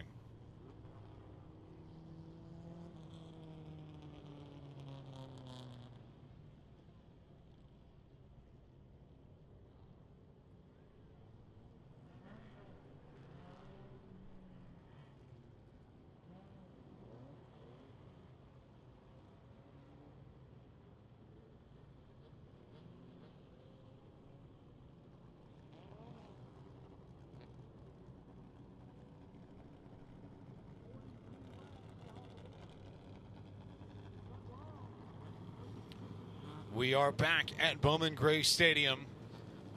Closing in on the end of the night, closing in on the end of this 50-lapper for the Q104.1 Stadium Stock Series, and potentially closing in on the end of a historic win streak to start the season for Luke Smith. He is currently in second, but Chuck Wall has been a tough customer on these restarts. He's been able to get away. The choose cone is out. Luke Smith's only going to have a handful of laps to try and get past Brandon Lee Brindle and make his way to the front. I wonder maybe if Luke Smith's going to try and go to the outside. He's had the choice, and he'll stay to the bottom once again. Big call there from Luke Smith as Brandon Lee Brindle will go up top one more time. Levi Holt also going to the outside.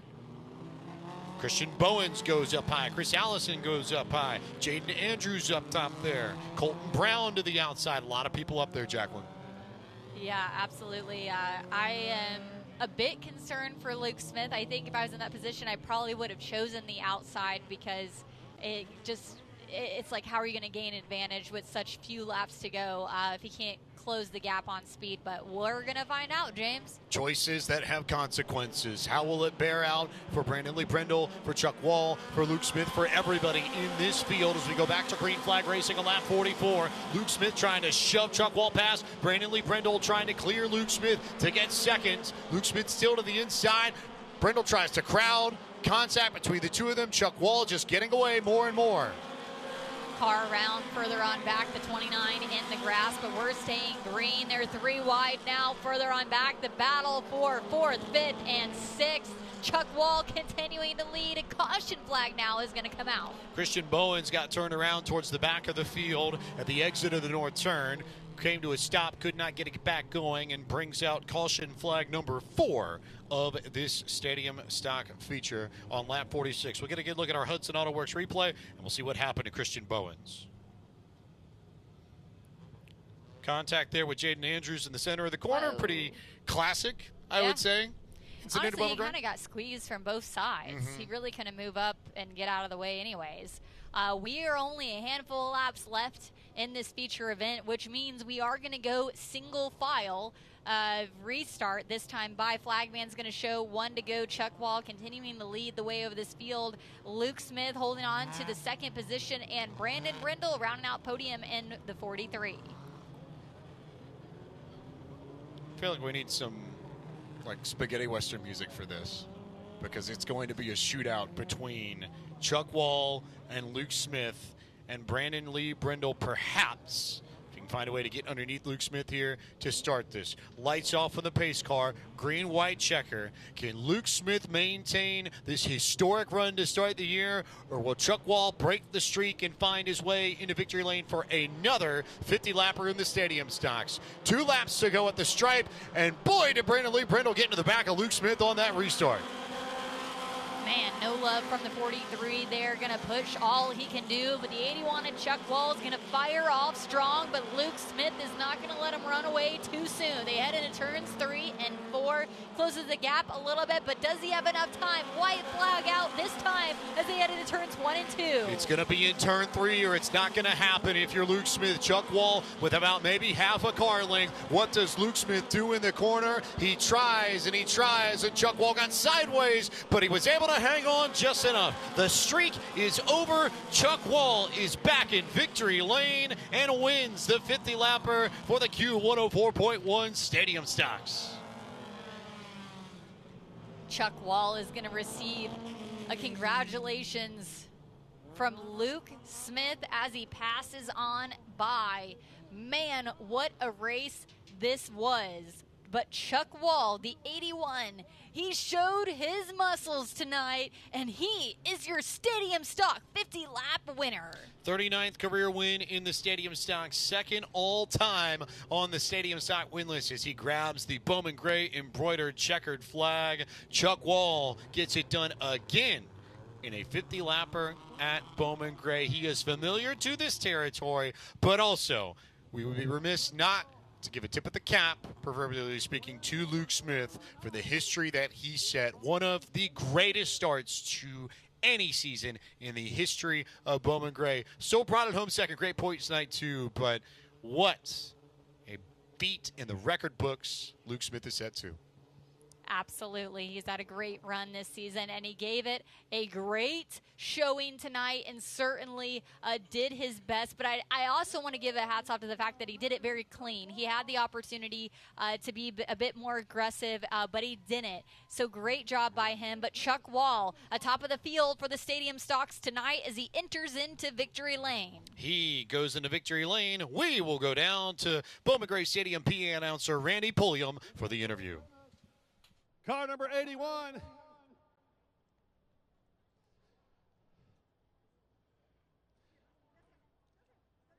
Also sponsored by Wall Investments. Defended his crown. Actually, his fourth 50-lap Stadium Stock win in a row for Chuck Wall. Show me the money.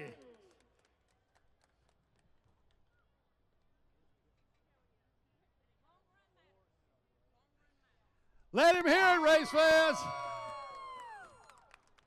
Chuck Wall. Chuck, let's head over here to the Carolina Wood Floors winner's circle. What a win. You defended your crown.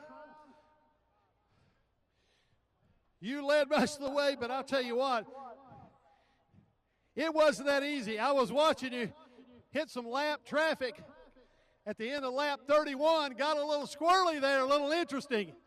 Yeah, they was racing, which they got every right to race, but we ran up on them. I knew Luke was on my back bumper. Kind of apologized to the 5, but at the same time, we kind of had to go. I didn't end up turning them, so it's, I guess, a good thing, but hate to get into somebody like that, but, I mean, we had nowhere to go. Well, Chuck, it's the start of the season until tonight was very un-Chuck Wall-like. This is your first win of the season, 39th of your career. Took a while, but you got here. Well, we had bad luck on the first night. After that, I mean, we finished second, and we finished second to some awesome cars. Brandon's good, and that 80, he's tough right now. If he was in front of me, I'd have never got around him, and he was probably being nice to me. He's got a points race a little bit. Didn't take no cheap shot or nothing like that, so I appreciate that from him. But, hey, how about that horsepower from Randy Butner? Hey, that thing was digging. Hey, I got to thank all my guys, Mike, John, Adam, David, Peanut, my son-in-law, Zach, Blake. I'm sure I'm forgetting some people. I'm out of breath. Greg with Greg Butcher Trucking, Jimmy and Teresa with J&T Services. Bad Brad with Velocity keeps me hooked up. Wall Investments, S&E Marketing, Wall Investments, Little Donuts, Adam with John Baker Plumbing and Utilities. Service, I'm sorry. Got to thank my wife and my family and friends for standing behind me. Congratulations, Chuck. Pick up that winner's trophy for the Stadium Stock 50. Winner for the fourth. A reminder that when we wrap up here in a little bit, you can keep it locked in on Flow and tune in to the Napa Auto Care 150 Greg Biffle Memorial for the Arca Menard Series West there at Tri-City Raceway out in Washington State. And you can head on over to that side of Flow in a few moments. We'll take one more break, and we'll be back to wrap up our broadcast here of NASCAR Local Racing Series action powered by O'Reilly Auto Parts from Bowman Gray Stadium. One more time, we'll be back on Flow after this. There will also be a pair of 20-lappers for the losses of John Barrow's Sportsman Series. 20 laps for the QRC HVAC and Refrigeration Street Stock Series. And these very same Q104.1 Stadium Stock Series will be in action as well. And if that's not enough, the Crown Vic Super Outlaw Series, they'll return. What a show they put on a few weeks ago. They'll go at it for 20 laps as well on next Saturday night here at the Madhouse. Race fans, I want to thank my announce partner, Chris Carter, upstairs. Thank you so much, brother. I appreciate you. Glad you're back. Glad you're healthy. Look after your health. Race fans, stay safe going home. Good night, Madhouse, and may God bless.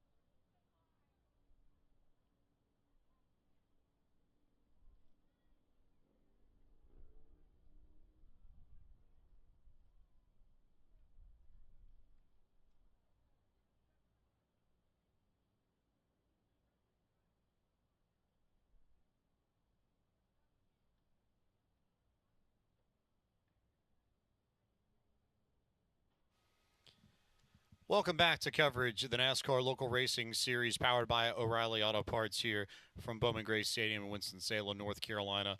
We wanted to take a moment before we close out this broadcast to honor NASCAR Hall of Famer Ned Jarrett, who passed away earlier this week. Ned was a two-time champion of what is now the NASCAR Cup Series in 1961 and 1965. He's one of the 75 greatest drivers in the history of the sport. He had 50 wins in the Cup Series, and he also had 18 starts in the Cup Series at Bowman Gray, including his debut here on April 16th, 1955. He had 6 top 5s, 9 top 10s. He finished second 4 times here at the Madhouse, and his legacy, I think, is immense, Jacqueline. You think of not only what he did as a race car driver, but then going into the TV booth, becoming one of the best analysts in the history of the sport for ESPN, CBS, amongst others. That memorable call of bringing his son, Dale Jarrett, home in the 1993 Daytona 500. We've lost, I think, not just a great example of a human being, but someone who I think carried through not necessarily being big or showy, but just by being a good person day in, day out. Ned, I think, is going to be missed by a lot of people. I think we're just thankful to be able to learn from the lessons that he was able to teach us. Absolutely. From all of us at NASCAR and, of course, here at Bowman Gray, we give our condolences to the Jarrett family, friends and family, to all that knew him, and the legacy he leaves behind. Ned Jarrett was 93 years old. We now turn our attention to the upcoming schedule here at Bowman Gray. A lot of 100-lappers here on the schedule, Jacqueline. Modifieds and sportsmen to get after it here over the next few weeks. Yeah, we certainly saw tonight what happens in these 100-lappers. And this summer is warm, but it's heating up as we head deeper into June and later in July towards the night of destruction even, James, and another double points night. There's a lot left on the table here at Bowman Gray. Jacqueline, final thoughts before we get out of here. Never ceases to amaze me what we can find at the Madhouse, from a little bit of help of trying to get a fender off to a fight and retaliation around this stadium here at Bowman Gray. You will see it all, and you'll see something new. Night of short track racing, new winners, reoccurring winners, and family rivalries. James, it's been a good night and a pleasure to work alongside you. Been a lot of fun, I think. Congratulations to our winners this evening: Tim Brown, Mike Speeney, Justin Taylor, Brad Lewis, and Chuck Wall. And a big thanks to our crew at NASCAR for helping us get this show to you. For our producer, Jason Osenbaugh, our director, Matt Jackson, our replay operator, Sarah Akins, our V1, Jeff Reynolds, our engineer, Will Adams, our field lead, Stephen DiLorenzo, our camera operators, Ryan Gavel, Viv Sharma, and Elgin Trailer, Lucas Kaler at NASCAR Productions, and our coordinating producer, Matt Strickert. And for my colleague in the booth, Jacqueline Drake, I am James Pike. Thank you so much for watching Flow Racing's coverage of the NASCAR Local Racing Series powered by O'Reilly Auto Parts from Bowman Gray Stadium, and we will see you 1 week from tonight for the Tough Shed Twin 50s for the Modifieds and more. Crown Vic Racing from the Madhouse. Good night, everyone.